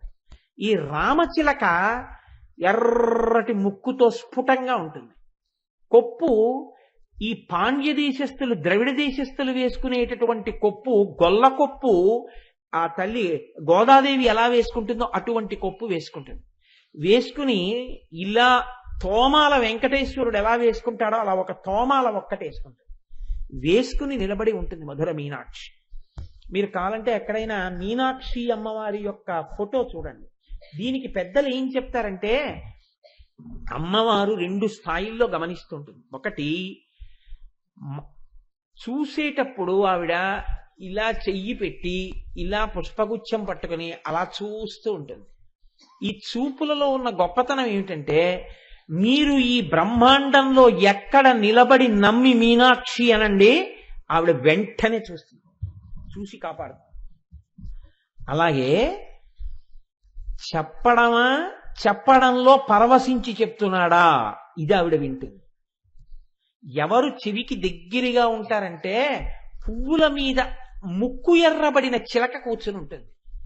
అంటే భగవత్ సంబంధమైన విషయం చెప్పేటప్పుడు తాను పరవశుడైపోయి ఆ పారవస్యం చేత ఒళ్ళు మరిచిపోయి రాగరంజితమైన ముఖంతో పారవస్యంతో చెప్తున్న వాడెవడున్నాడో అటువంటి వాడి మాటల్ని దగ్గరకి తీసుకుని తన చెవులతో విని పొంగిపోతూ ఉంటుంది ఆవిడ. అందుకని ఆవిడిచ్చిన జ్ఞానమే ఆ పుష్పాలు. దాని మీదే కూర్చుని ఆ చిలక ఉంటే ఆ చిలక పలుకులు వినడానికి ఇలా కుడిచివికి దగ్గరికి పెట్టుకుని ఉంటుంది. మీరు ఎప్పుడైనా మధుర మీనాక్షి అమ్మవారిని కొంచెం బాగా పరిశీలనగా చూసే ప్రయత్నం చెయ్యండి, మీకు అన్ని రహస్యాలు అందులో ద్యోతకం అవుతాయి. కాబట్టి ఆవిడ కన్నులతో చూసి పోషిస్తూ ఉంటుంది. ఆ తత్వమే, ఆ తల్లియే ప్రత్యేకించి ఈ భూమండలం మీద మనం 1.5 రోజులు మనది కాదు అని అనుకుంటే ఉత్తర క్షణంలో మీరు మధురై వెళ్ళిపోగలరు. ఏముందండి, ఇవాళ సర్కార్ ఎక్కితే తెల్లారేపటికి చెన్నై, అక్కడ మళ్ళీ వైఘై ఎక్స్ప్రెస్ ఎక్కితే మధ్యాహ్నానికో సాయంకాలానికో మధురై వెళ్ళిపోతారు. చిత్రం ఏమిటో తెలుసా అండి, సుబ్రహ్మణ్యాంశలో పుట్టినటువంటి వాడు ఉగ్రపాండ్యన్ అయితే సుబ్రహ్మణ్యేశ్వరుడి యొక్క కళ్యాణం జరిగినటువంటి ఇంకొక కోవిల కూడా అక్కడే మధురైకి చాలా దగ్గరలో ఉంటుంది. సుబ్రహ్మణ్యుడు చాలా గొప్ప క్షేత్రం, పరమోత్కృష్టమైన క్షేత్రం. పూర్వం అందుకే ఎవరైనా పుస్తకం రాస్తే ఇందులో లోకానికి పనికొచ్చే విషయాలు ఉన్నాయా లేవా అంటే మధురై తీసుకెళ్లేవారు. సరస్వతి కోనేరులో పుస్తకం పడేసేవారు. పుస్తకం మునిగిపోతే దాన్ని వదిలిపెట్టి వచ్చేసేవారు. పుస్తకం పైకి తేలితే ఇది లోకానికి పనికొస్తుందని పట్టుకొచ్చి ప్రతులు రాసేవారు. ఆ కోనేరొక్కటే చెప్పేసేది, అది పనికొస్తుందో పనికిరాదో చెప్పేసేది. అటువంటి కోనేటితో సహా ఎన్నో చిత్రములు కలిగినటువంటి క్షేత్రము మధురై క్షేత్రము. అటువంటి మధురైలో ఉన్న అమ్మ మీనాక్షి. ఇప్పుడు ఆ మీనాక్షి చూపులతో పోషించి చూపుల యొక్క కారుణ్యము చేతనే ఇక్కడ నిలబడిపోయింది. అలా నిలబడిపోయిన తల్లికి చేసిన ప్రస్తుతియే వక్త్రలక్ష్మీ పరివాహ చలన్మీ నాభలోచన.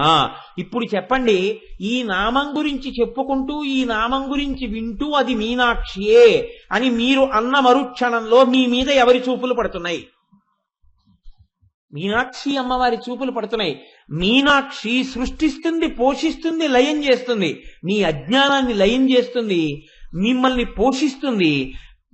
కోరికలు ఉన్నటువంటి వాళ్ళకి అయ్యో వంశం రాలేదన్న కోరిక, పిల్లలు పుట్టలేదన్న కోరిక, ఇటువంటి కోరికలు ఉన్నవారి యందు ఆ కోరికలు తీరేటట్టుగా ప్రకాశింపచేస్తుంది. కాబట్టి ఇన్ని ఏకకాలమునందు ఇయ్యగలిగిన తల్లి, అక్కడి నుంచి చూసి ఇక్కడ కోరికలు తీర్చగలిగిన తల్లి. కాబట్టి ఆ మీనాక్షి అన్న నామము అంత గొప్ప నామము. అమ్మ ఓసారికి చూడు అని మీరంటే ఆవిడ పట్ల అపచారం. ఎవరినైనా అయితే ఓసారికి చూడండి అనాలట. అమ్మా అంటే చాలట, ఆవిడ వెంటనే మీ వంక చూస్తుందట. ఎదరెదర మీరు చూద్దరు కానీ భవానిత్వం దాసే అని శంకరాచార్యుల వారు శ్లోకం చేశారు. భవానీ అనేటప్పటికీ ఆవిడ మోక్షం ఇచ్చేస్తుంది. కాబట్టి అటువంటి తల్లి, అందుకని ఆ తల్లి కన్నులకు మీనముల చేత సంకేతించి మీనాక్షి అన్న పేరు ఇచ్చారు. మీరు చూడండి, ఇందులో ఒక గమ్మత్తైనటువంటి విషయాన్ని ప్రతిపాదన చేస్తారు. అమ్మవారి కన్నులు కారుణ్యముతోటే ఉన్నాయా, మీకు పనికొచ్చే ఇతర విషయాలు ఇంకా ఏమైనా ఉంటాయా? కారుణ్యము అన్న మాట నేను వాడగానే ఇలాంటి సభల్లో ఉన్న పెద్దలు ఎవరు కాదనరు అనుకోండి, నాలాంటి మూర్ఖుడు ఒకడు ఉంటాడు. వాడు ఏమంటాడంటే, నాకెందుకండి కారుణ్యం, ఐ హేట్ సింపతి అంటాడు. నాకేం కారుణ్యం అక్కర్లేదే, నాకెందుకండి కారుణ్యం, నేనేమంతా ఇంకొక కారుణ్యం మీద బతకవలసినంతటువంటి దైన్యంతో నేను లేనే. మీకు ఒకవేళ కారుణ్యం కావలసి వస్తే మీరు అనుభవించండి ఆ కారుణ్యం, నాకెందుకు అంటాడు. కాబట్టి అమ్మ కన్నులలోని కారుణ్యమును అనుభవించు అన్నాం అనుకోండి, ఇప్పుడు నాకు అంత పెద్ద అవసరం ఏముందండి అంటాడు. కాబట్టి అమ్మ కన్నులలోని కారుణ్యం అంటే ఎన్ని పాయలుగా ప్రవహిస్తుందో చూపిస్తారు. ఒక్క గోదావరి త్రయంబకంలో బయలుదేరింది అనుకోండి, ఎన్ని పాయలవుతుందో. ఎన్ని పాయలైనా అంతటా తీయని నీరే. ఎన్ని పాయలై ఎన్ని రకాలుగా కారుణ్యము విస్తరిల్లుతోందో మీరు చూసిన తరువాత ఏ పాయ మీరు వద్దనంటారో నాకు చూపించండి. ఒక నది ప్రవహిస్తుంది, మీరు బాగా గమనించండి. ప్రవహించేటప్పుడు ఒక అరణ్యంలోనూ ప్రవహిస్తుంది, చిన్న చిన్న ఊళ్ళ నుంచి ప్రవహిస్తుంది, క్షేత్రాల ముందు నుంచి ప్రవహిస్తుంది. ఒక చోట అమ్మవారి అనుగ్రహం అని మీరు అనవలసి ఉంటుంది. ఆ నది ఒడ్డున పెద్ద పెద్ద నగరములు వస్తాయి. ఈ నగరము రావడానికి ప్రధాన హేతు ఏది అంటే అక్కడ నది ఉండడమే. ఒక రాజమండ్రి అంత విస్తరిల్లడానికి కారణమేమి అంటే ఆ రాజమహేంద్రి ఏర్పడడానికి కారణం గోదావరి. నాకు బొంబాయి వెళ్ళినప్పుడు అదే అనిపించేదండి. నేను బొంబాయిలో ఉపన్యాసాలు చెప్పేసి బయలుదేరి వచ్చేస్తున్నప్పుడో బయలుదేరి వెడుతున్నప్పుడో నాకు జ్ఞాపకం లేదు కానీ మా మోహన్ రావు గారితో వచ్చేస్తూ విమానం ఆకాశంలోకి లేచిపోయిన తర్వాత కొద్ది ఎత్తులో ఉన్నప్పుడు ఆ పైనుంచి చూస్తే, ఓయ్ బాబోయ్ ఎంతటి మహానగరం, ఎన్ని లక్షల ఇళ్ళు. ఒక మనిషి ఇంకొక మనిషి దగ్గరికి వెళ్ళాలంటే 4 గంటలు 5 గంటలు ప్రయాణం, విసిగిపోతాడు. రోడ్లన్నీ పొగే, ఎక్కడ చూసినా జనమే, చీమల బారులు, అన్ని కార్లు, అసలు నడవడానికి ఉండదు. ఇంతటి మహానగరంలో ఇన్ని లక్షల మంది ఇంత సంతోషంగా బతికేస్తున్నారు. ఇంతమందికి నీళ్లు దొరికేస్తున్నాయి, పక్కన సముద్రం తప్ప ఏమీ లేదు. ఇంతమందికి నీళ్లు దొరుకుతాయి, ఇంతమందికి కరెంటు దొరుకుతుంది. ఒక్కనాడు పవర్ కట్ ఉండదు.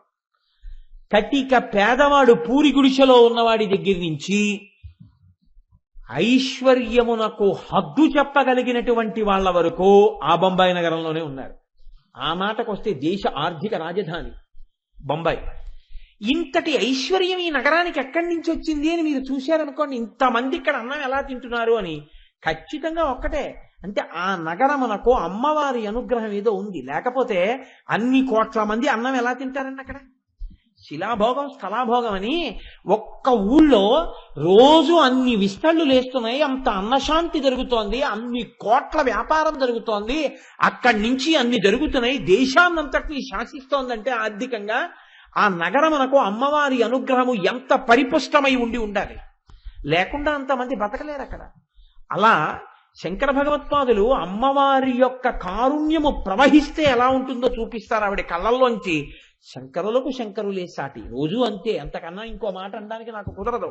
ఆయన అంటారు, విశాలా కళ్యాణి స్ఫుటరుచిరయోధ్యా కువలయై కృపాధారాధారా కిమపి మధురా భోగవతిక అవంతే దృష్టిస్తే బహునగర విస్తార విజయ ధ్రువం తత్తన్నామ వ్యవహరణ యోగ్యా విజయతే అన్నారు.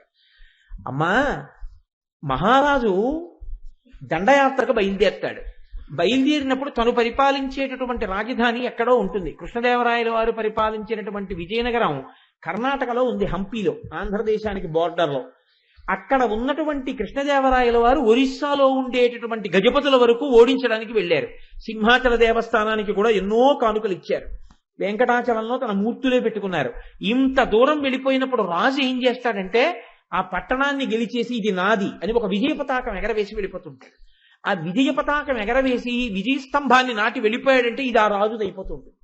అలాగే శంకరాచార్యుల వారు అంటున్నారు, నువ్వు ఈ లోకమంతా నీ కళ్ళు ఇలా తిప్పుతున్నా, నేను తల తిప్పుతున్నాను అనుకోండి, అమ్మవారైతే ఇలా కళ్ళు తిప్పుతుంది. ఇలా కళ్ళు తిప్పుతున్నా నీ దృష్టి కొన్ని చోట్ల ఆగింది. ఒక్కొక్కసారి ఇలా తిప్పుతూ అలా ఆగావు. అలా ఎక్కడ ఆగావో అక్కడ శోభిల్లిపోయాయి ఆ ప్రాంతాలు, అంత శోభని పొందే. అవే 8 మహానగరాలు అయ్యాయమ్మా అన్నారు శంకరాచార్యులు వారు. ఆ 8 మహానగరాలు ఎక్కడున్నాయి? నీ కంటి దృష్టిలోంచి వచ్చాయి ఆ నగరాలు అన్నారు. కాదు, ఆ నగరాల పేర్లు నీ కంటికి పేర్లే అన్నారు. నీ కంటి పేర్లే ఆ నగరాలకు వచ్చాయమ్మా అన్నారు. ఇదో గమ్మత్. అసలు ఎలా వచ్చాయి శంకర అంది. అమ్మవారు కూడా తెల్లబోయి ఉంటుందండి అసలు శంకరాచార్యులు వారి మాటలకి. ఆవిడ నవ్వు నవ్వి, ఏమిటి నాకు చాలా విచిత్రంగా ఉంది శంకర, నువ్వు చెప్పింది నేను చెప్పు అంటే, విశాలా కళ్యాణి అన్నారు ఆయన. విశాల అనబడేటటువంటి ఒక నగరం ఏర్పడింది. ఏది విశాల? భారతదేశంలో బదరీనాథ్ని విశాల అని పిలుస్తారు. ఎవరికైనా కోరిక ఇది అంటే జీవితంలో ఒక్కసారి బదరీ కేదారాలు వెళ్ళాలని కోరుకుంటారు. అంత గొప్ప బదరీనాథ్, ఆ క్షేత్రానికి అంత గొప్పతనం రావడానికి కారణం అమ్మవారి యొక్క దృష్టి ప్రసారం కాసేపు అక్కడ నిలబడింది. పైకి అమ్మవారి దృష్టి విశాల అంటే ఎక్కడో ఒక్కచోట పడేటటువంటి దృష్టి కాదు. ఎంతమందినైనా, ఎంత దూరంలో ఉన్న వాళ్ళనైనా ఉద్ధరించగలిగి, ఎంత దూరమైనా చూసి రక్షించగలిగినంత గొప్ప దృష్టి కలిగినటువంటి అమ్మ. మనకైతే ఏదో ఇక్కడి నుంచి అక్కడ వరకు, అక్కడి నుంచి ఇక్కడ వరకు కనబడుతుంది. అసలు కళ్ళజోడు తీస్తే అది కనబడుతుంది, మన అదృష్టం అనుకోండి. కానీ అమ్మవారు అలా కాదుట. విశాల కళ్యాణి. ఒక్కొక్క దృష్టి పడింది అనుకోండి, కనురాపు తగిలిందండి అని ఇంటి ముందు గుమ్మడికాయ పుచ్చిపోతుంది. అలా ఉంటాయి కొన్ని దృష్టిలు. కానీ అమ్మవారి దృష్టి అటువంటి దృష్టి కాదుట. అమ్మవారి దృష్టి ఎక్కడ పడుతుందో అక్కడ కళ్యాణమే, అక్కడ సంతోషమే, వైభోగమే, శోభనమే, శుభమే. అమ్మవారి దృష్టి పడాలి తప్ప ఆవిడ దృష్టి పడిందా ఆ ఇంట అన్ని శోభనాలు వెల్లువెత్తిపోతాయి. కాబట్టి విశాల కళ్యాణి స్ఫుటరుచిరయోధ్యా కువలయై. ఇప్పుడు శంకరాచార్యులు వారు అంటున్నారు, కళ్యాణి రెండో నామంలో కళ్యాణి చెప్పారు కదండి. ఈ కళ్యాణి ఎక్కడ ఉన్నది అంటే, ఈ కళ్యాణి నగరము కర్ణాటకలో వాతాపి చాళుక్యులు అనేటటువంటి వాళ్ళు పరిపాలించారు. దాన్నే తరువాతి కాలంలో కళ్యాణి చాళుక్యులు అన్న వాళ్ళు పరిపాలించారు. కాబట్టి కర్ణాటకలో ఉన్నటువంటి కళ్యాణి తప్ప బొంబాయిలో ఉన్నటువంటి కళ్యాణ్ కాదు. అది కర్ణాటకలో ఉన్న కళ్యాణిని అమ్మవారి కంటి పేరుగా వచ్చినటువంటి నగరం అని చెప్తారు. ఇటువంటి కళ్యాణి నగరం ఎటువంటిదో అలాగే మూడవది స్ఫుటరుచిరయోధ్యా కువలయై. అమ్మా, నీ కన్నులు అయోధ్యతో సమానము. నా కన్నులకి అయోధ్యకి సంబంధం ఏమిటి శంకరా అంటే, శంకరాచార్యుల వారు అంటారు, అయోధ్య అంటే ఏమిటి?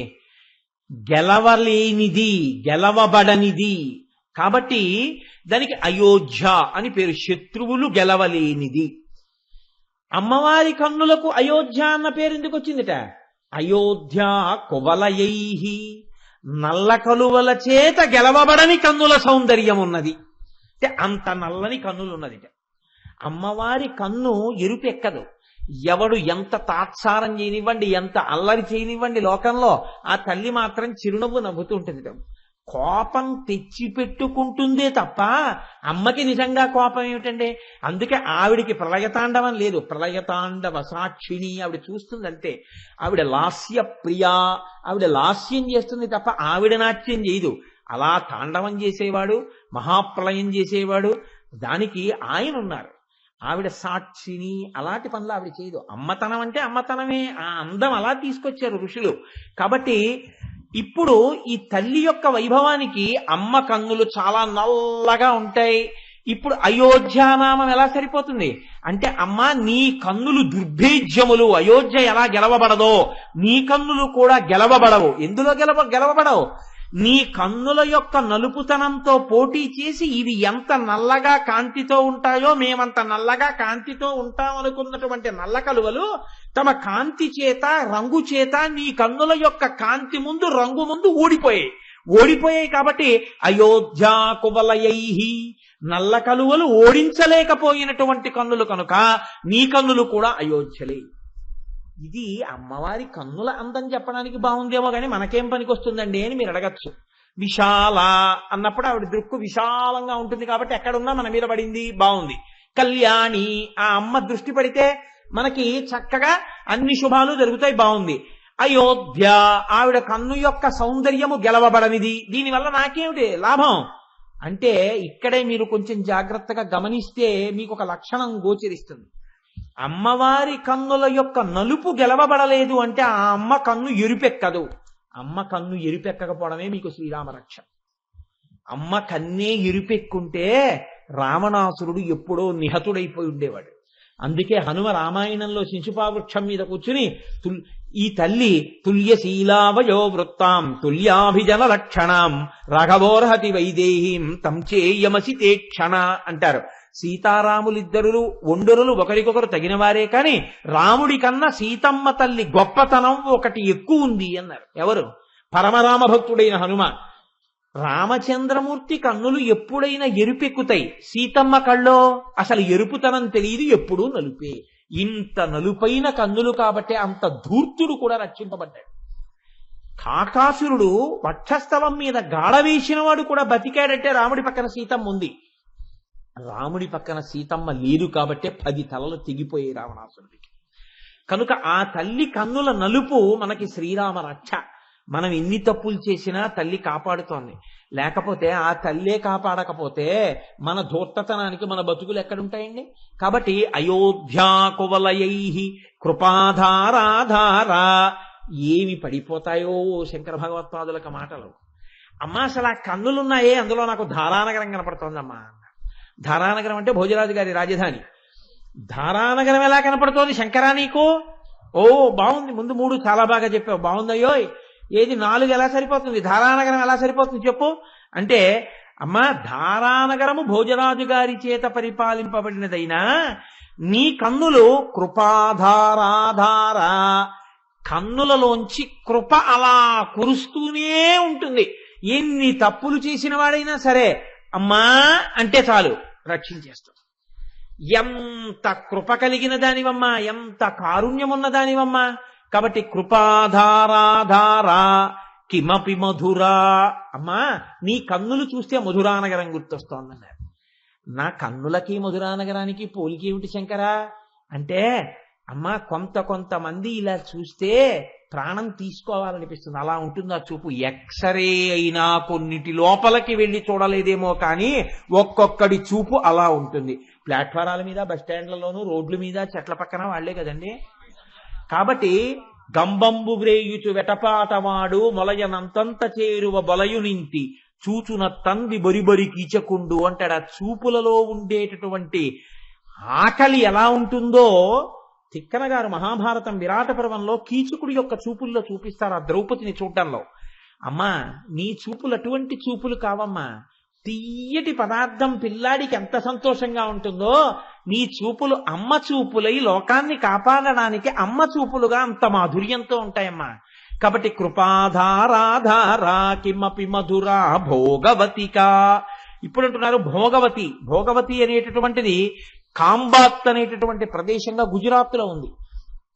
భోగవతిక, నీ అనుగ్రహము వలననే లోకములో ఎన్ని భోగములున్నాయో అన్ని భోగములను పొందడానికి కావలసినటువంటి ఐశ్వర్యమును స్థితిని పొందుతాడు. మీరు ఒక విషయాన్ని బాగా జ్ఞాపకం పెట్టుకోవాలి. భోగము అన్న మాటకు అర్థం ఏమిటో తెలుసా అండి? అనుభవించుట అని అర్థం. ఐశ్వర్యం వేరు, భోగం వేరు. మీరు ఒక్కొక్కరిని చూశారో లేదో, కోట్లకి పడగలెత్తి ఉంటాడు, ఓ డొక్కు సైకిల్ మీద వెళ్ళిపోతుంటాడు. అంటే ఐశ్వర్యము దీని కొరకు అంటే వీడి గత జన్మల పుణ్యము ఐశ్వర్యమై ఉన్నది, ఇది వాడి బిడ్డలకు ఎడుతుంది. గత జన్మల పాపబలం ఎక్కువగా ఉంది, సైకిల్ మీదే వెళ్ళి దరిద్రం అనుభవిస్తుంటాడు. వాడికి లేక కాదు, వాడు వెళ్ళలేక కాదు, వాడు వెళ్ళడంతే. ఎందుకంటే వాడు దరిద్రం అనుభవిస్తాడు. అలాగే ఎప్పుడూ కొంతమంది నిలవబెట్టిన పదార్థమే తింటారు. కుచేల తాంబూలం అని లోకంలో ఒక సామెత ఉంది.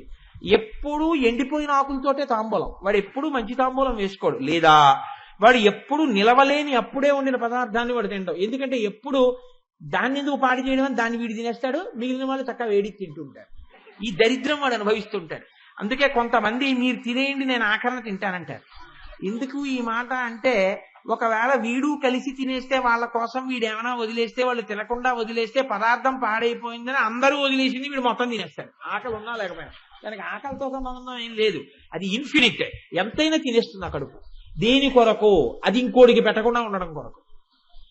ఇలాంటి దీన్నే రుద్రాధ్యాయంలో మాట అంటారు, ద్రాపేయం ధస్వస్పతే దరిద్రం నీలలోహిత ఏషాం పురుషాణాం ఆభేర్మో రోమో ఏచాం కించనా మమత్ అంటుంది మంత్రం. ఇంట్లో ఐశ్వర్యం ఉండడం వేరండి, ఐశ్వర్యాన్ని అనుభవించడం వేరు. ఐశ్వర్యం ఉండడానికి, ఐశ్వర్యం అనుభవించడానికి మధ్యలో వచ్చి నిలబడేది ఎవరంటే అలక్ష్మి.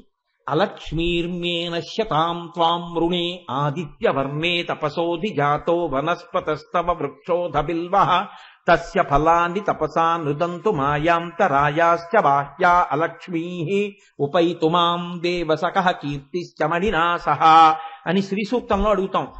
అమ్మవారు శ్రీఫలం ఆ శ్రీవృక్షం కింద కూర్చుని తపస్సు చేసింది. కాబట్టి ఆ తల్లి అనుగ్రహం లేదనుకోండి, ఇంట్లో ఐశ్వర్యం ఉంటుంది, వీడికి అనుభవంలోకి రాదు. ఇంట్లో ఎప్పుడూ పళ్ళుంటాయి, ఎప్పుడూ స్వీట్లుంటాయి, వీడి ఒంట్లో డయాబెటీస్ ఉంటుంది. ఇంట్లో రకరకాల పచ్చళ్ళు ఉంటాయి, వీడికి బీపీ ఉంటుంది. ఇంట్లో మెత్తటి పరుపులు ఉంటాయి, వీడికి నిద్ర పట్టదు. అందుకని వీడు ఎక్కడ ఉంటాడంటే, చీకటి పడిన తర్వాత చీకట్లో ఎప్పుడు గోడల దగ్గర గొంతుల దగ్గర తిరుగుతూ ఉంటాడు. ఆయన ఏమిటంటే ఎప్పుడు చూసినా అలా తిరుగుతూ ఉంటాడు అంటే, ఆయనకి నిద్ర పట్టదండి పాపం, ఏం చేస్తాడు, అలా తిరుగుతుంటాడు రాత్రిళ్ళు. ఎప్పుడో తెల్లవారకట 4ంటికి అందరూ అనుష్ఠానం చేసుకునే వేళ వీడికి నిద్ర పట్టి 9ంటికి లేస్తాడు. వీడి జీవితంలో సంధ్యావందనం ప్రాయశ్చిత్తం లేకుండా చేయలేడు. ఇదే వాడి ప్రారంభం అంతే, 4ంటికే నిద్ర వస్తుంది వాడికి. మీరు కొంతమందిని చూడండి. నాకు ఒక ఆయన తెలిసిన ఆయన ఉండేవాడు, సభలో ఉంటే అదో ఇబ్బంది కూడాను, ఈయన చెప్పినందుకు సభలో చెప్పాడు అనుకుంటారు. 2-3 రోజులు పనులు పెట్టేసుకునేవాడు. పనులు పెట్టేసుకుని రాత్రి పగలు ఆ 2-3 రోజులు పనులన్నీ చేసేసుకునేవాడు. చేసేసుకుని సెకండ్ సాటర్డే సండే వస్తే శుక్రవారం రాత్రి పడుకుని శనివారం నాడు ఉదయం 10ంటికి లేచేవాడు. నోరు పొక్కిలించి టిఫిన్ తిని మళ్ళీ పడుకునేవాడు. మధ్యాహ్నం లేచి అన్నం తినేసి మళ్ళీ పడుకునేవాడు. రాత్రి లేచి పుక్కిలించి పలహారం చేసి మళ్ళీ పడుకునేవాడు. సోమవారం పొద్దున్న స్నానం చేసి ఆఫీస్కి వచ్చేవాడు. ఏం చేశారండి అంటే నవ్వేవాడు. నవ్వుతారేంటంటే ఏం చేశారంటే, శుక్రవారం రాత్రి పడుకుని ఇప్పుడే లేచారండి అనేవాడు. అయ్యి బాబోయ్ అలా ఎలా సంభవం అంటే, ఏముందంటే తినడానికి మా ఆవిడ లేపుతుంది, అప్పుడు లేచి నోరు పుక్కిలిస్తాననేవాడు. అందుకని కొంతమందికి అంత విచిత్రమైన స్వభావం ఉంటుంది. వీళ్ళకి ఎలా ఉంటుంది అంటే, ఒకడు భోగం కోసమే పుడతాడు, ఒకడు ఇంట్లో భోగం ఉన్నా అనుభవించలేడు. భోగము అనుభవము రెండూ కలియాలి అంటే ఈశ్వరానుగ్రహము ఉండాలి. ఇది ఏ భోగము పడితే ఆ భోగం కాదు, వేదం అనుమతించిన భోగం. ఇలా నేను జీవితంలో సుఖంగా గడపాలి అంటే అమ్మా భోగవతిక నీ అనుగ్రహం ఉండాలి. కాబట్టి విశాలా కళ్యాణి స్ఫుట రుచిరయోధ్యా కువలయై కృపాధారాధారా కిమపి మధురా భోగవతిక అవంతి దృష్టిస్తే బహునగర విస్తార విజయ. అవంతి, అవంతి అంటే ఉజ్జయిన్ మహాకాళ క్షేత్రం.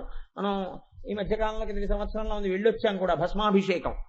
ఆ ఉజ్జయిన్ క్షేత్రంలో మహాకవి కాళిదాస్ గారికి అమ్మవారు అనుగ్రహించినటువంటి గొప్ప క్షేత్రం. ఆ ఉజ్జయిని క్షేత్రంలో అమ్మవారు వెలిసి ఉంది. అక్కడ ఉన్నటువంటి అమ్మవారిని ఏ పేరుతో పిలుస్తున్నారు అంటే కృపాధారాధారా కిమపి మధురా భోగవతిక అవంతి సృష్టిస్తే. అవంతి అంటే ఉజ్జయిన్. అమ్మా అవంతి దృష్టిస్తే. అవంతి అన్న మాటకి అర్థం అవయ అంటే రక్షణ, రక్షింపబడుట. ఎంత కష్టంలో ఉన్నవాడైనా సరే అమ్మవారిని తలుచుకుంటే రక్షింపబడని వాడు ఉండడు. నేను ఎక్కడో గుంటూరులో ఉంది ప్రసాద్ బాబు గారు చెప్పాను. మీరు నమ్మండి నమ్మపోండి, నేను ఏమీ అబద్ధం చెప్పట్లేదు, మీతో పరమ సత్యం చెప్తున్నాను. ఒకరోజు రాత్రి నిద్రపోవడానికి వెళ్ళిపోతుంటే ఫోన్ మోగింది. అయ్యి బాబోయ్, ఇప్పుడు ఎత్తితే ఒక్కొక్కరు 45 నిమిషాలు మాట్లాడుతుంటారు. అందుని భయం రాత్రి పడుకోవడానికి వెళ్లే ముందు ఫోన్ ఎత్తడం అంటే. ఎత్తనా వద్దా అని ఆలోచించి సరే చూద్దామని ధైర్యం చేసి ఎత్తితే ఎవరో ఒక ఆవిడ ఏడుపు మొదలెట్టింది ఫోన్లో. ఏడుపు మొదలెడితే బాబు ఇదేంటి ఏడుస్తున్నారు ఈవిడెవరో అని నేను, అమ్మ మీరు సంభాళించుకుని మాట్లాడండి, మీరు ఎవరికి చేద్దామని అసలు ఫోన్ చేశారు అని అడిగా. అంటే ఏదైనా దుర్వార్త ఎవరికో చేయబోయి నాగం చేసిందేమో అని. అంటే ఆవిడ చాగంటి కోటేశ్వరరావు ఇల్లేనా అండి? అమ్మా నేనే. అయితే మీరు ఎందుకు దుఃఖపడుతున్నారు, మీరెవరు అసలు, ఎందుకు నాకంత దుఃఖంతో ఫోన్ చేస్తున్నారు అని అడిగారు. అడిగితే ఆవిడ అన్నారు, కోటేశ్వరరావు నేను ప్రస్తుతం హైదరాబాద్ లో ఉన్నాను, నేను ఎప్పుడో ఎక్కడో మీరు ప్రసంగం చేస్తుండగా విన్నాను. అకస్మాత్తుగా మా వారు అన్నం తింటూ టేబుల్ మించి కింద పడిపోయారు. టేబుల్ మించి అంటే కుర్చీలోంచి కింద పడిపోతే ఆయన ఆసుపత్రికి తీసుకెళ్ళాం. డాక్టర్స్ ఏం చెప్పారంటే ఈయనకి చాలా అత్యవసరంగా గుండెకి శస్త్రచికిత్స చెయ్యాలి. ఏవో మూసుకుపోకూడనంత రీతిలో ఆయన గుండె కవాటములు మూసుకుపోయి ఉన్నాయి, ఉత్తర క్షణం తీసుకెళ్ళమన్నారు. తీరా ఇక్కడికి తీసుకొచ్చిన తర్వాత ఆపరేషన్ తొందరగా చేస్తే తప్ప బతకడానికి అవకాశం లేదు. ఆపరేషన్ చెయ్యడానికి వీలు లేనంత రీతిలో ఇతర రుగ్మతలు కొన్ని ఉన్నాయి, షుగర్ లాంటివి. ఇప్పుడు ఆయన బతుకుతాడా బతకడా ఆయన ఉన్న స్థితిలో అన్నది మేము చెప్పడం కష్టమని ఆయన్ని లోపలికి తీసుకెడుతున్నారు. పిల్లలు ఇంకా కన్యాదానం చెయ్యవలసిన స్థితికి వచ్చి ఉన్నారు, మేము కన్యాదానం చెయ్యాలి. ఈ స్థితిలో నాకు ఏమీ తోచక మీకు ఫోన్ చేశాను. మీరు నాకేమైనా ఉపశాంతి కలిగే మాటలు చెప్పగలరు. నాకు తెలుసు మీరేం మా ఆయన ప్రాణం పోయలేరు, నేను అటువంటి కోరికతో ఫోన్ చేయలే. ఆయన ఆపరేషన్ జరిగి తిరిగి వచ్చే వరకు నా మనస్సు పూనికతో పట్టుకుని ఇది ఉన్నది అని నమ్ముకోవడానికి ఏదైనా ఉందా, ఒక్క మాట నాకు చెప్తారా? నేను అది నమ్ముకుని అది నన్ను రక్షిస్తుంది అని నమ్ముకుని చదువుకుంటాను. ఆ తర్వాత ఎలా ఉండనివ్వండి, మీరేం చేయగలరు, ఒక్క మాట నాకేమైనా చెప్తారా అని అడిగారు ఆవిడ. నాకు ఆ తల్లి కోరిక చాలా సమంజసంగా అనిపించింది. యథార్థంగా మీకు చెప్తున్నాను, నాకు కూడా ఏం చెప్పాలో అర్థం కాలేదు. అలా ఏం రెడీ రకమారుగా దీనికి ఇలా చెప్పని సమాధానాలు ఉండవు లోకంలో. ఆవిడ కూడా చెప్తున్నారు, నువ్వేం బతికించలేవు నా భర్త అనేది, నేనేం చేయగలను ఆవిడికి. నేను ఆలోచించి ఎందుకు వచ్చిందో నాకు ఆలోచన, నేను అన్నాను, అమ్మ పసుపు కుంకములు అనేటటువంటివి అమ్మవారి చేత అనుగ్రహింపబడాలి. సువాసిని అన్నది అమ్మవారి అనుగ్రహం. మీరు ఒక పని చేయండి, పరమశివుడు హాలాహలం తాగినా శరీరమునకు ఇబ్బంది రాలేదు, కారణం నీ మంగళ సూత్రమే నీచవితాటంకములే అని శంకరాచార్యుల వారు సౌందర్యలహరిలో శ్లోకం చేశారు. సుధామప్యాస్వాద్య ప్రతిభజ జరా మృత్యుహరిణీం అంటూను. మీరు సౌందర్యలహరి పుస్తకం ఒకటి పట్టుకుని మీ వారు రేపు ఆపరేషన్ టేబుల్ మీద ఆపరేషన్ అయిపోయే వార్త వచ్చేంత వరకు ఆ తల్లి నమ్ముకున్న శ్లోకం చదువుకోండి. అంతకన్నా చెప్పడానికి నాకు ఏం తెలియదమ్మా అన్న. చాలు ఈ ఒక్క మాట, నేను నమ్ముకుని ఆవిడ పాదాలు పట్టుకుంటానన్నారు ఆవిడ. ఆ తల్లి నాకు మర్నాడు ఫోన్ చేశారు. ఫోన్ చేసి ఆవిడ అన్నారు, మేము యథార్థం చెప్తున్నామమ్మా, మా పురుష ప్రయత్నమే తప్ప ఈయన బతుకుతారు అనేటటువంటి నమ్మకంతో మేం చేయలేదు, కానీ ఈశ్వరుని యొక్క అనుగ్రహం అన్నది చాలా గొప్పది, అందుకే ఆయన అనుగ్రహమే ఈయన్ని బతికించిందమ్మా. నిజంగా ఈ ఆపరేషన్ ఎలా సక్సెస్ అయిందో మాకు ఆశ్చర్యంగా ఉంది. మీ ఆయన బతికారు తల్లి, నీ పసుపు కుంకాలు నిలబడ్డాయన్నారు డాక్టర్లు. నేనైతే ఏం నమ్ముతున్నానంటే డాక్టర్లు కూడా ఆ అమ్మవారి చేతి ఉపకరణములై నా పసుపు కుంకములు నిలబడేటట్టుగా ఆయనకి ఉన్న రుగ్మతని తీయగలిగినటువంటి ఆ బుద్ధి నైపుణ్యమును అమ్మవారు వారి యందు ప్రచోదనం చేసి నా భర్త నాకు దక్కేటట్టుగా ఆ వైద్యులే సాక్షాత్ అమ్మవారి స్వరూపులై నా కంటెదుట నిలబడి నన్ను కాపాడారని చెప్పి నేను నమ్ముకుంటున్నానండి. వారి యందు ఆ అమ్మవారి అనుగ్రహం ప్రసరించి బతికారు. నేను చేసిన ప్రార్థన ఇలా ఫలించింది అని నమ్మి ఆ తల్లిని పసుపు కుంకాలతో పూజ చేసుకుంటున్నానండి అని ఫోన్ చేశారు. చాలమ్మా, మంచి మాట చెప్పారు తల్లి, చాలా సంతోషం అని చెప్పాను. ఆ తర్వాత ఇంకెప్పుడు నాకు ఆవిడ ఫోన్ చేయలేదు. 10 కాలాలకే ఆవిడ అలా పసుపు కుంకాలతో ఉండాలనే నా కోరికే. కాబట్టి చూడండి, నేను మీకు ఈ మాట ఎందుకు విజ్ఞాపన చేశాను అంటే, అలాంటి ఫోన్లు నాకు చెయ్యమని కాదు నా ఉద్దేశం. చెయ్యకపోతేనే నేను సంతోషిస్తాను. నాకు ఏం తెలియదు, నేనేం చెప్పలేను. కాబట్టి కృపాధారాధారా కిమపి మధురా భోగవతిక, ఆ సమస్త భోగములకు ఆలవాలమై వేదము చేత అంగీకరింపబడినటువంటి భోగము నీవు అనుభవించడానికి ఆస్కారం ఎక్కడ ఉన్నది అంటే అమ్మవారి అనుగ్రహంలో ఉన్నది. కాబట్టి కిమపి మధురా భోగవతిక అవంతి సృష్టి అవంతి దృష్టిస్తే, అవంతి అంటే రక్షణ, ఎటువంటి వారినైనా రక్షించగలిగిన శక్తి కలిగిన కన్నులు ఇలా చూసిందా రక్షింపబడిపోతాడంతే. అవంతి దృష్టిస్తే బహునగర విస్తార విజయ, ఆఖరి నగరం విజయనగరం. విజయనగరం సమస్త కార్యముల యందు మీకు విజయమును కృప చేయగలిగినటువంటి నగరం ఏదున్నదో అది అమ్మవారి కన్నుల యందు ఉన్నది. మీరు ఒక కార్యాన్ని చేపడితే ఆ కార్యం విజయవంతం కావాలంటే ఆ తల్లి యొక్క అనుగ్రహ దృష్టి ప్రసారం జరగాలి. కాబట్టి ఇప్పుడు ఆ తల్లి కన్నులు మీనములై వక్ర లక్ష్మీ పరీవాహ చలన్మీనాభలోచన అయ్యుంటే ఆ తల్లి మీకు ఎన్ని రకములైన ఉపకారములు కావాలో అన్నీ ఎక్కడి నుంచి వస్తాయి, అన్నీ ఆవిడ కన్నుల్లోంచే వస్తాయి. కాబట్టి అసలు మీనాక్షి అన్న నామాన్ని జీవితంలో అనుసంధానం చెయ్యకుండా వక్రలక్ష్మీ పరీవాహ చలన్మీనాభలోచన అని అనకుండా, వక్రలక్ష్మీ పరీవాహ చలన్మీనాభలోచన గురించి వినకుండా బ్రతికితే అది కృతజ్ఞత అవుతుందా కాదా నాకు చెప్పండి. ఇందులో ఏది మనకు అక్కర్లేకుండా మనం బతకగలం? ప్రతి కారుణ్యము ఇన్ని చీలిక పేలికలై ఇన్ని పాయలై ప్రవహించిన అమ్మవారి కారుణ్యమంతా కూడా మనకి కావలసిందే. కాబట్టే శంకర భగవత్పాదులు అమ్మవారి కన్నులు కారుణ్యములకు నిలయములైతే ఆ కారుణ్యము ఎన్ని పాయలుగా ప్రవహిస్తోందో, ఏ పాయ దగ్గర ఏ ఊరు ఏర్పడి ఎలా దప్పిక ఉపశాంతిని పొంది వృద్ధి చెందుతోందో అలా ఎవరు ఎక్కడ ఎలా వృద్ధి చెందినా ఆ వృద్ధికి హేతువు అమ్మవారి యొక్క దృష్టియే. ఆ తల్లి అనుగ్రహంతోనే అటువంటి వృద్ధిని పొందుతున్నాడు తప్ప ఆ అమ్మవారి అనుగ్రహము లోపించిన నాడు ఎవ్వడు ఎందులోనూ వృద్ధిలోకి రాలేడు. ఈ విషయాన్ని నిర్ధారణ చేస్తున్నారు జగద్గురువులు కనుక. కానీ ఆయన చాలా గమ్మత్తైనటువంటి విషయాన్ని కూడా శంకర భగవత్పాదులే చెప్పాలి. ఎందుకంటే వసిన్యాది దేవతలు ఒక్క మాట చెప్పి వదిలిపెట్టారు. శంకరాచార్యులు వారు ఈ కన్నుల గురించి ఒక పట్టాన్ని విడిచిపెట్టలేదు. ఎందుకు విడిచిపెట్టలేదో తెలుసా అండి? ఇన్ని కోణాలలో నువ్వు బాగా వింటే అమ్మవారి కన్నులలో నీ కన్నులు కలిపి చూసి నిన్ను నీవు రక్షించుకోగలవు. అమ్మవారి కబరీబంధం చూడడం కష్టం, అమ్మవారి యొక్క కనుబొమల దర్శనం చేయడం కష్టం. అమ్మవారి కన్నులు చూడడానికి మీకు ఏ బెంగా ఉండదు. అసలు ఇంకా మాటకొస్తే ఏ తల్లి కన్నులలోనైనా మీరు అమ్మ కన్నులు చూడవచ్చు. కాబట్టి అమ్మవారి కన్నులు మీకు ఎదురుగుండా కనపడుతున్నాయి.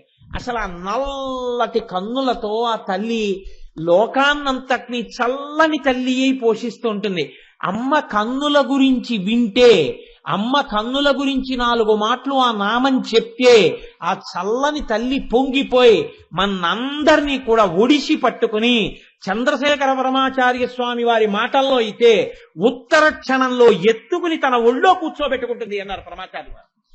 ఎవరు అమ్మవారి కన్నులను అనుసంధానం చేస్తాడో, ఆ కన్నుల యొక్క నల్లతనానికి నమస్కరిస్తాడో, ఆవిడ దృష్టి వైభవాన్ని గమనిస్తాడో వాడు ఆ ఆనందం పొందిన మరుక్షణంలో వాడు ఉన్నది ఎక్కడా అంటే బిడ్డడై జగజ్జనని యొక్క తొడ మీద వాడు కూర్చునుంటాడు అని చెప్పారు పరమాచార్య.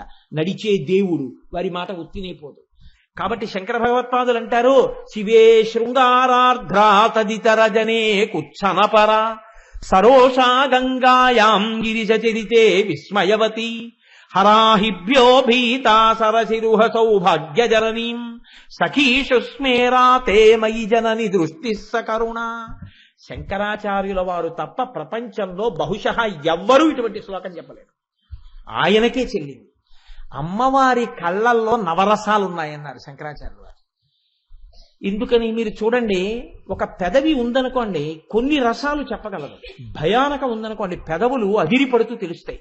కోపం ఉందనుకోండి పెదవులు అదిరిపడుతూ తెలుస్తాయి. ముక్కు ఉందనుకోండి ఎర్రబడిపోతే శోకరసం తెలుస్తుంది, కరుణారసం తెలుస్తుంది. తప్ప మీకు 9 రసాలు చెప్పగలిగినవి మనిషి శరీరం మొత్తం మీద ఒక్క కళ్ళే. కళ్ళొక్కటే 9 రసాలు చెప్తాయి. ఈ 9 రసాలు మనుష్యుల గురించి చెప్పడం కాదు, అమ్మవారి కళ్ళల్లోకి తీసుకెళ్లారు శంకరాచార్యుల వారు. దేని కొరకు అంటే ఆయన ప్రజ్ఞ ఏమిటంటే, అయ్యో ఇలా చెప్తే మనకి ఇవన్నీ అవసరమా అని అహంకారంతో చుట్టలేదేమో. ఒక్కసారి ఇలా చెప్పినప్పుడు ఆయా కోణాల్లో అమ్మవారి కన్నులు ఎవరికైనా ఇక్కడ మెదిలితే ఉత్తర క్షణంలో వాడు అమ్మవారి కన్నుల యొక్క దృష్టికి లోనవుతాడు. అంతే, వాడు బాగుపడిపోతాడు. ఇది ఆయన బెంగ. దానికోసం వారు ఎంత గొప్పగా మాట్లాడతారో చూడండి. శివే శృంగారార్ధ్ర, ఆర్ధ్ర అంటే తడి. అమ్మవారుట తడిపేసిందిట. అబ్బా ఆయన ప్రేమలో తడిసిపోయానండి అంటారు కొంతమంది. అమ్మవారుట శంకరుణ్ణి తన యొక్క ప్రేమ చేత, తన యొక్క శృంగారము చేత, శృంగారము అంటే ఇక్కడ మీరు దోషభూయిష్టమైనటువంటి దానిగా తీసుకోకూడదు, అపారమైనటువంటి ప్రేమ చేత శివుణ్ణి తడిపేసిందిట. ఈ మాట ఎందుకంటున్నారు అంటే, ఎక్కడ అమ్మవారు ఉంటుందో అక్కడ శివుడు ఉంటాడు. వాళ్ళిద్దరూ లేకపోవడం అన్నది ఉండదు. ఈ మాట నేను అన్నప్పుడు మీరు నన్ను ఒకటి అడగచ్చు, ఏమండి ఎక్కడ అమ్మవారు ఉంటుందో అక్కడ శివుడు ఉంటున్నాడు అంటున్నారు కదా, ఇప్పుడు ఈ అమ్మవారిలో శివుడు ఎక్కడున్నాడని మీరు అడగచ్చు. అమ్మవారిలో శివుడు ఉన్నాడు. ఎక్కడున్నాడో తెలుసా అండి? శంకరాచార్యులు వారే అన్నారు, త్రయా హృత్వా వామం అపరిపరితృప్తేన మనసా అన్నారు. పరమశివుడు తన శరీరంలో ఇచ్చింది వామార్థ భాగమే ఇచ్చాడు అమ్మవారికి. వామార్థ భాగం ఇస్తే కూర్చున్నది ఎవరు కూర్చున్నారు అంటే శంకరుడు కూర్చుని ఉంటాడు. వాగర్ధా వివ సంపృక్తం వాగర్ధ ప్రతిపత్తయే జగత పితరౌ వందే పార్వతీ పరమేశ్వరౌ. వాళ్ళిద్దరూ విడివడి ఉండరు కాబట్టి ఇప్పుడు శంకరుడే కూర్చున్నాడు. శంకరుడే కూర్చుంటే అసలు నిజానికి ఈ సగమే మా అమ్మ. మరి ఈ సగం కూడా అమ్మలా ఎందుకు కనపడుతోంది అంటే, ఆయన స్ఫటికం లాంటి తెలుపు, ఈవిడ కుంకం పువ్వు లాంటి ఎరుపు. ఈ తెలుపు మీద ఈ ఎరుపు వచ్చి పడిపోయేటప్పటికి ఈ తెలుపు ఎరుపెక్కిపోయింది. అందుకే మీకు ఈ తెల్లగా కనపడాలి. అదే శివే శృంగారార్ధ్ర, ఆవిడ యొక్క ప్రేమ యందు తడిసిపోయాడయా శంకరుడు. లేకపోతే దక్షిణామూర్తి అయిపోతాడు, నీకు నాకు దొరకడు అసలు. ఆయన కదిలాడంటే అమ్మవారి అనుగ్రహమే. కాబట్టి శివుణ్ణి తడిపేసింది.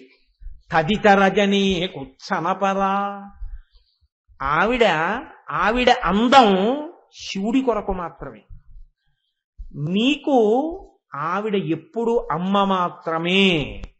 మీరు ఎప్పుడు అమ్మవారి గురించి చెప్పినా, ఎప్పుడు అమ్మా అన్నా, ఎప్పుడు అమ్మవారి శ్లోకం చదివినా ఎలా మాట్లాడవలసి ఉంటుంది అంటే కొడుకుగానే మాట్లాడాలి. మగవాడిగా అమ్మవారి గురించి మాట్లాడతాను అన్నారు అనుకోండి, కుత్సనపరా, కళ్ళల్లో బీభత్సరసం కనపడుతుంది. ఎవడురా ఏమిటి నా దగ్గరికి వచ్చి మగవాణ్ణని మాట్లాడటమా? మగవాడిలా నిలబడ్డామంటే ఆవిడ్ని ఆడదానిగా చూడకు, అమ్మగా చూడు.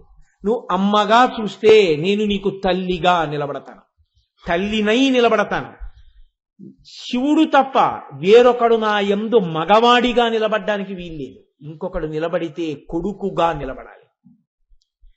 అమ్మతనాన్ని చూసి నిలబడితే నిన్ను నా ఒళ్ళో కూర్చోబెట్టుకుంటాను. కాబట్టి శివే శృంగారార్ధ్ర తదితరజనే కుత్సనపరా సరోషా గంగాయాం.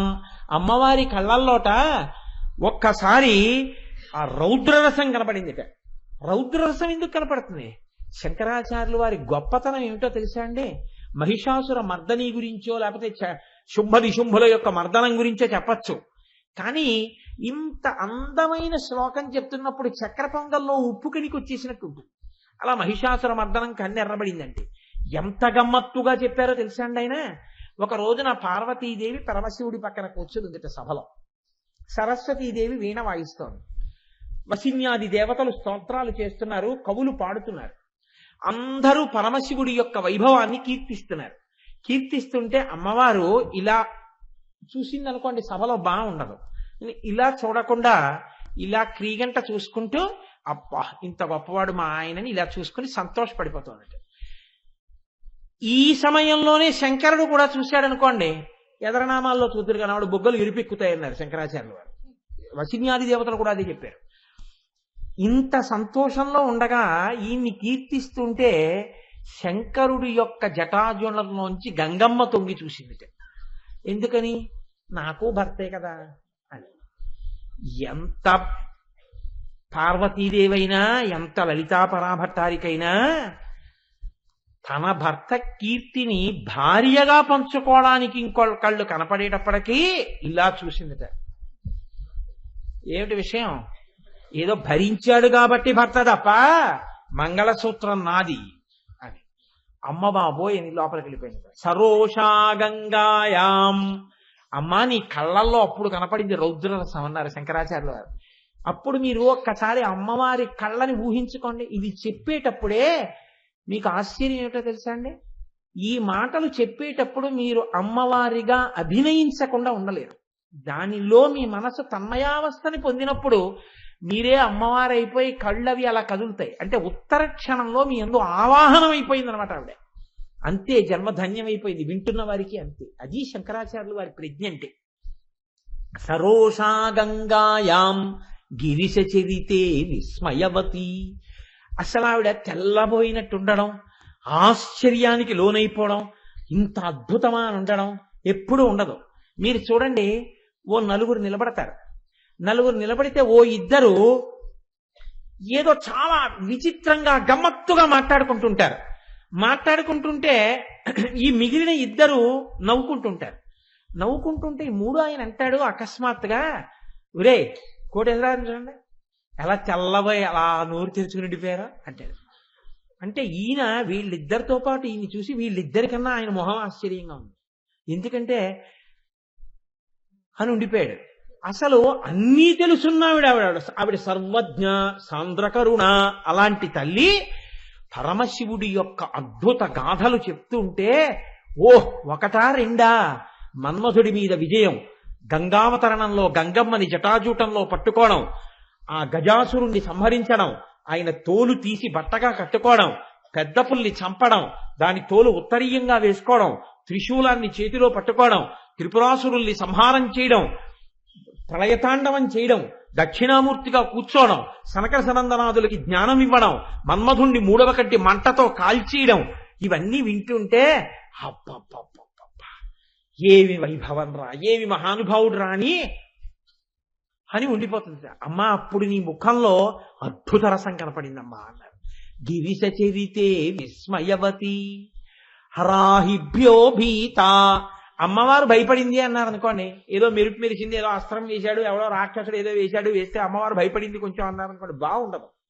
అమ్మవారు ఎప్పుడు భయపడుతుంది? అసలు భయం ఏమిటి? ఆవిడ ఇంకోళ్ళ భయాన్ని తీసేస్తున్నాడు. భయాపహ, ఆవిడే భయాలు తీస్తుంది. అలాంటి తల్లికి భయం ఎందుకు ఉంటుంది? కాబట్టి ఇప్పుడు ఏదో సందర్భం తీసుకొచ్చి చెప్పేస్తే అసహ్యంగా ఉంటున్నాడు, అర్థం ఉండదు. వెనకటికి ఎవడో పొగిడి పొగిడి పొగిడి పొగిడి ఇంకెంత పొగడాలో చేత కాక మహానుభావుడు ఈయనంతటి కీర్తిశేషుడు ఎవడున్నాడంట అంటే అది ఎంత అసహ్యంగా ఉంటుంది. అలాగా ఏదో పొగుడుతున్నాం కదా అని అమ్మవారి కళ్ళల్లో భయానక రసం చూపించాలి అని ఏదో సన్నివేశాన్ని వర్ణించారనుకోండి, అది శంకరాచార్యులు వారి ప్రజ్ఞ ఎలా అవుతుంది? కాబట్టి ఆయన ఎంత చమత్కారం ఎంచుకున్నారో చూడండి. హరాహిభ్యో భీత. పరమశివుడి గురించి చెప్తుంటే, అద్భుతమైన కథలు వింటుంటే, శంకరుడు ఒకసారి తన కుడి చేత్తో అమ్మవారి ఎడంచేతిని, ఎందుకని అమ్మవారి ఎడంచేయి ఆయన కుడి చేతి పక్కన కదండి ఉంటుంది, ఓసారి తన చిటికిది వేలుతో ఇలా అన్నట్ట. ఇలా అంటే ఆవిడ ఒక్కసారి ఉలిక్కిపడి ఇలా చూసింది. ఏమిటా వినడం అంటే, నా కథలకు అంత తన్మయమైపోతున్నావా అందుట. అనేటప్పటికీ తన్మయమైపోవడం ఏమిటి, అబ్బా ఏమి కథలు అనుకుందిట. ఈ అనుకున్న సమయంలోనే ఆవిడికి ఎంత ప్రేమ పొంగిపోయిందంటే, మా ఆయన ఇంత గొప్పవాడు అని సంతోషం వేసింది. అదే సమయంలో శంకరుడి యొక్క కుడి చేతి మీద ఆయన వేసుకున్నటువంటి పులితోలు కప్పింది. అమ్మవారి పవిట కొంగు ఇలా కిందకి జారి తన ఎడం చేతిని కప్పింది. ఎవ్వరూ చూడటం లేదు కదా అని సంతోషంతో శంకరుడి చెయ్యి పట్టుకుని ఇలా కూర్చుంది మా ఆయన అని సంతోషంలో. శంకరుడి ఒంటి నిండా పావులే ఆభరణాలు, ఆయన చేతికి ఓ పిల్లపాం ఉంది. ఇప్పుడు ఆ పిల్లపాం పక్కన అమ్మవారి చెయ్యి తగలగానే ఈ పిల్లపాం అక్కడి నుంచి జారి ఈవిడి చేతి మీదకి ఎక్కి చల్లగా తగిలేటప్పటికి ఆవిడ ఇలా చూసింది, పాము ఎక్కుతోంది అంది. హరాహిభ్యో భీత, శంకరుడి ఒంటి మీద పాము నీ మీదకి ఎక్కుతుంటే అమ్మా నీ కళ్ళల్లో భయం కనపడింది అన్నారు శంకరాచార్య. ఎంత చమత్కారంగా చెప్పారో చూడండి. అంటే హరాహిభ్యో భీత సరసిరుహ సౌభాగ్యజననీ, అమ్మవారి కళ్ళల్లో వీరరసం చెప్పాలి. వీరరసం అంటే మళ్ళీ యుద్ధాలు చెప్తే బాగుండదు. ఎంత గమ్మత్తుగా చెప్పారంటే శంకరులు అన్నారు, అసలు ఎర్ర తామర పూలు అన్నవి లోకంలో లేవమ్మా. అదేమిటి శంకర, ఎర్ర తామరలు లేవా? మరి అదేమిటి, ఎర్ర తామరలు ఉన్నాయి కదా లోకం అంతా. మనం అష్టదళ పాద పద్మారాధనలో పూజ చేశాం కదా, కాపవరం సూర్యనారాయణ గారి కొలల నిండా అవే. కాబట్టి మరి ఎర్ర తామరలు ఉన్నాయి కదా అంటే శంకరాచార్యులు వారు అన్నారు, ఉట్టిది డాబు, అవి ఎర్ర తామరలు కావమ్మా. తెల్ల తామర పూలు ఒకానొకసారి పందెం వేసుకున్నాయి. పందెం వేసుకుని అమ్మవారిని పద్మాక్షి పద్మాక్షి అంటారు, మాలాగే ఉంటాయి కదా అమ్మవారు అని చెప్పి తామర పూలు దగ్గరికి వచ్చాయి. ఏమిటి, తెల్లవారేటప్పటికి వాడిపోయే మీకు నా కళ్ళకి పోలిక, ఏదో పద్మాక్షి అన్నారు కదా అని పెద్ద పోలికొచ్చారా అని నువ్వు ఇలా చూసావు. అంతే, నీ కన్నులలో వచ్చిన ఎరుపు జీర తెల్లటి తామర పూలలో పడి తెల్ల తామరలు ఎర్ర తామరలుగా కనబడ్డాయి తప్ప వాటికి అవి ఎర్ర తామరలు ఎక్కడున్నాయమ్మా? నీ కంటి ఎరుపు వాటిలో పడి ఎర్రతనాన్ని పొందాయి. కాబట్టి నీ ఎరుపు జీరతో తెల్ల తామరలను ఎర్ర తామరలు చేసి గెలిచావు. కాబట్టి సరసిరుహసౌ భాగ్యజననీ. అబ్బో శంకరా, నిజంగానే నీ నిరసాలు నా కళ్ళల్లో కురిపించానో లేదో కానీ ఎప్పుడు చూసావయ్యా ఇవన్నీ అంది అమ్మవారు. మరి శంకర ఇంకా హాస్యరసం. సఖీషు స్మేరాతే, నీ చెలికెత్తెలతో కలిసి నువ్వు ఆడుకుంటుంటావు కదా, శారదా నవరాత్రులకి మన వాళ్ళు ఇక్కడ చేస్తుంటారు. గల్లు గల్లున కాలి గజ్జలందెలు మోయ కలహంస నడకాల కలికి ఎక్కడికే అని ఒక ఆవిడంది. అని అదేంటి, జడలో నా గంగాను ధరించుకొన్నట్టి జగములేలే సాంబా శివుని సన్నిధికే అని ఇంకో ఆవిడంది. భార్య భర్త దగ్గరికి వెడుతోందంటే ఏం ఇబ్బంది ఉండదు. ప్రేమతో నెత్తి మీద ఇంకో ఆవిడిని పెట్టుకున్న ఆయన దగ్గరికి ఈవిడ తగుదనమ్మా అని వెడుతూ ఉంటుందంటే హాస్యమా కాదా అది? గల్లు గల్లున కాలి గజ్జలందెలు మోయ కలహంస నడకాల కలికి ఎక్కడికే అని అడిగితే నీ మీద ప్రేమ ఉన్న సాంబా శివుని సన్నిధికే అంటే పర్వాలేదు. ఏంటి, జడలోన గంగాను ధరించుకున్నట్టి జగములేలే సాంబా శివుని సన్నిధికే అంటే నెత్తి మీద పెళ్ళం ఇంకోతి. ఇప్పుడు ఈవిడ తెలుసు ఇది తన్ని వెటకారం ఆడమేనని, అందుకని ఆవిడంది ఏం కాదు, లోకాలనన్నిటినీ తన కన్నులతో పాలించే సాంబా శివుని సన్నిధికే అంటూ అమ్మవారు చిరునవ్వు నవ్వుతూ ముందుకెళ్ళిందిట. అలా తన చిలికెత్తెలతో హాస్యం ఆడినప్పుడు అమ్మా నీ కళ్ళల్లో హాస్యరసం కనపడిందమ్మా అన్నారు. సఖీషు స్మేరాతే. మరి కరుణరసం ఇప్పుడు అంటే, అమ్మ నువ్వు దక్ష ప్రజాపతి కూతురుగా ఉండగా నీ మాట తండ్రి మన్నించకపోతే అప్పుడు నువ్వు దేహత్యాగం చేశావు, అప్పుడు కరుణారసం కనపడిందమ్మా అని చెప్పచ్చు. కానీ బాగుండదు ఆ శ్లోకం చెప్పేటప్పుడు. ఆయన అన్నారు శంకరాచార్యులు వారు, ఇంకెప్పుడమ్మా? నన్ను చూసినప్పుడే అన్నారు. నీ కొడుకుని కదా, నీ చెలికెత్తెలు వచ్చి శంకరాచార్యులు వారు వచ్చారమ్మా అంటే అయ్యో అయ్యో అయ్యో పిల్లాడు వచ్చారా, రమ్మను రమ్మను రమ్మను అంటే అమ్మా నేను నీ దగ్గరికి వస్తుంటే నన్ను చూడగానే నన్ను ఎంత కారుణ్యంతో చూసావమ్మా. కాబట్టి ఇప్పుడు ఏమైంది, నా మీద కరుణారసం చూపించావు. కాబట్టి మయి జనని దృష్టి కరుణ, నా మీద నన్ను చూసినప్పుడు కరుణ. శంకరాచార్యులు వారి శ్లోకంలో ఉన్న గొప్పతనం ఏమిటో తెలుసా అండి? మీరు అమ్మవారి కన్నుల వంక చూసి ఈ శ్లోకం ఎప్పుడు చెప్పినా మయి అన్నప్పుడు మీరే శంకరులు కాదు. మయి జనని, అమ్మా నన్ను చూసినప్పుడు అన్నప్పుడు దృష్టి సకరుణ వక్తర లక్ష్మీ పరివాహ చలన్ మీన అవలోచనాయై మీనాక్షి దృష్టి మీ మీద పడిపోయేటట్టుగా శ్లోకాన్ని మలిచేశారు ఆయన. బాగుంది. కానీ శంకర రసాలన్నింటిలో గొప్పది 9 శాంతరసం, అది ఏది చెప్పలేదే. శివే శృంగారార్ధ్ర తదితరజనే కుచ్చనపర సరోషా గంగాయాం గిరిశ చరితే విస్మయవతి సఖీషు స్మేరాతే మయి జనని దృష్టి హరాహిభ్యో భీత మయి జనని దృష్టి సకరుణ. మరి శాంతరసం ఇది. 9వ రసం ఉండాలి కదా, 8 కదా చెప్పావు నువ్వు అంటే.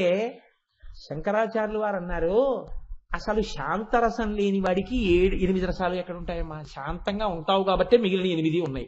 మా అమ్మ శాంతంగా ఉంటుందని చెప్తే అంతకన్నా హాస్యం ఉందా? నీ రూపమే శాంతం, ఇంకా వేరే చెప్పాలా అన్నారు. అందుకని శాంతం గురించి నేను చెప్పనన్నారు. అందుకు 9 ఉన్నాయా లేవా? 9 రసాలు అమ్మవారి కళ్ళల్లో ఉన్నాయి. ఈ 8 లేనప్పుడు ఉండేది శాంతరసమే. కాబట్టి అమ్మ నీ కళ్ళల్లో 9 రసాలు ఉన్నాయన్నారు శంకరాచార్యులు వారు. ఇది ఎందుకు అంటే, మీరు చూడండి, ఈ శ్లోకం నేను చెప్తున్నప్పుడు మధ్యలో ఆపలేదు. నేను కొన్ని చెప్తున్నప్పుడు మీ అందరూ చంటి పిల్లలైపోయి నవ్వారు సభలో. ఈ నవ్వు ఎందుకు వచ్చింది అంటే, మీరు లోపల పొందినటువంటి అనుభూతి మీ నవ్వుగా ప్రకటనమైంది. ఈ అనుభూతి మీరు పొందుతున్నప్పుడు మీకు తెలియకుండానే అమ్మవారి కళ్ళు మీకు కనపడ్డాయి. ఆవిడ పొందిన భావన మీకు ప్రచోదనమైంది. ఇది అయిన ఉత్తర క్షణంలో ఆవిడ అనుగ్రహంతో కూడిన దృష్టి మీ మీద పడిపోతుంది, మీనాక్షి దృష్టి. ఇది మీ మీద పడేటట్టు చెయ్యడానికి శంకరులు అమ్మవారి కన్నుల మీద ఈ శ్లోకం ఇచ్చారు. ఆయన అసలు ఎన్ని చిత్రాలు చేసేసారంటేనండి, నేను ఏమి చెప్పగలను. ఒక్కొక్కసారి అనిపిస్తుంది వేదిక దిగిపోయాక, చచ్చా ఏం ప్రసంగం రా, ఏం చెప్పేవరా నువ్వు, సిగ్గుపడద్దురా నువ్వు ఇలా చెప్పినందుకు అనిపిస్తుంది. మహాసముద్రాలు ఏదో చెప్పేశాననిపించి ఎన్ని శ్లోకాలు, ఎంతమంది ఎంత అనుభవించారో ఏం చెప్తాం. వక్త్రలక్ష్మి పరివాహచలం మీ నాభలోచనావు 3 నెలలు చెప్పండి అంటే సంతోషంగా ఉంటుంది. లలితా సహస్రం చెప్పండి అంటే ఏం చెప్తాము. కాబట్టి చూడండి, ఆయన అంటారు, దృశాద్రాఘీయస్యాదరదలిత నీలోత్పల రుచ దవీయాంసం దీనం స్నపయ కృపయా మమపి శివే అనేనాయం ధన్యో భవతి నచతే హానిరియత వనే వాహర్మ్యే వా సమకర నిపాతో హిమకరః. అమ్మా దృశాద్రాఘీయస్య, నువ్వు కళ్ళిలా తిప్పుతుంటావు. ఎందుకు తిప్పుతావు అంటే, ఈ లోకములన్నీ ఎంతవరకు ఉన్నాయో అంతకన్నా ఎక్కువ దూరం నీ కళ్ళు తిరుగుతాయి. ఎందుకని? అమ్మో నా బిడ్డలందరూ ఎలా ఉన్నారో అని నువ్వు అలా చూసుకుంటూనే ఉంటావు. దరదళిత నీలోత్పల రుచ, అలా చూడ్డంలో నీ కన్నులు, దళిత అంటే విచ్చుకోవడం, దరదళిత అంటే విచ్చుకోని కన్నులు. నల్ల కలువ బాగా విచ్చేసుకుంది అనుకోండి, లోపల తెల్లతనం కనపడుతుంది. బాగా విచ్చుకోకూడదు, కొద్దిగా విచ్చుకుంది అనుకోండి. కొద్దిగా విచ్చుకున్నప్పుడు ఆ నల్ల కలువ దగ్గరికి వెళ్ళి మీరు ఇలా చూశారనుకోండి, ఆ నల్ల కలువ యొక్క రేకులు విచ్చుకుంటూ ఉండగా రేకుల యొక్క మొదటి భాగాల దగ్గర ఉన్న నీటి బిందువులు నల్లటి రేకుల కింద ఉన్నటువంటి తెల్లటి భాగం కనపడతాయి. అమ్మవారి కళ్ళు ఇలా విచ్చేసుకుంది అనుకోండి, కోపంగా ఉన్నట్టు, ప్రేమతో ఇలా ఉందనుకో, సంతోషంతో ఉన్నట్టు. అంటే దరదళిత, విచ్చుకోని నల్ల కలువలా ఉందమ్మా నీ దృష్టి. అందులో చల్లతనం ఉంది, మా పట్ల కారుణ్యం ఉంది. అందుకని నల్లటి కాంతి, చల్లటి బిందువులు. కాబట్టి దరదళిత, అటువంటి కన్నులు. ఇదే పట్టుకున్నారండి మహానుభావులు, ఒకరు కాదు. అమ్మవారి కన్నుల మీద ఎందరూ ఎంత రసాన్ని పండించారో. సుందరకాండలో ఉరిపోసుకుంటున్న సీతమ్మ తల్లికి ఎడంకన్ను ఎదిరింది. అమ్మవారి ఎడంకన్ను ఎదిరింది అనొచ్చుగా, వాల్మీకి మహర్షి అలా అనలేదు. తస్యాశుభం వామవరాళ పక్ష్మ రాజీవృతం కృష్ణ విశాల శుక్లం ప్రసందతైకం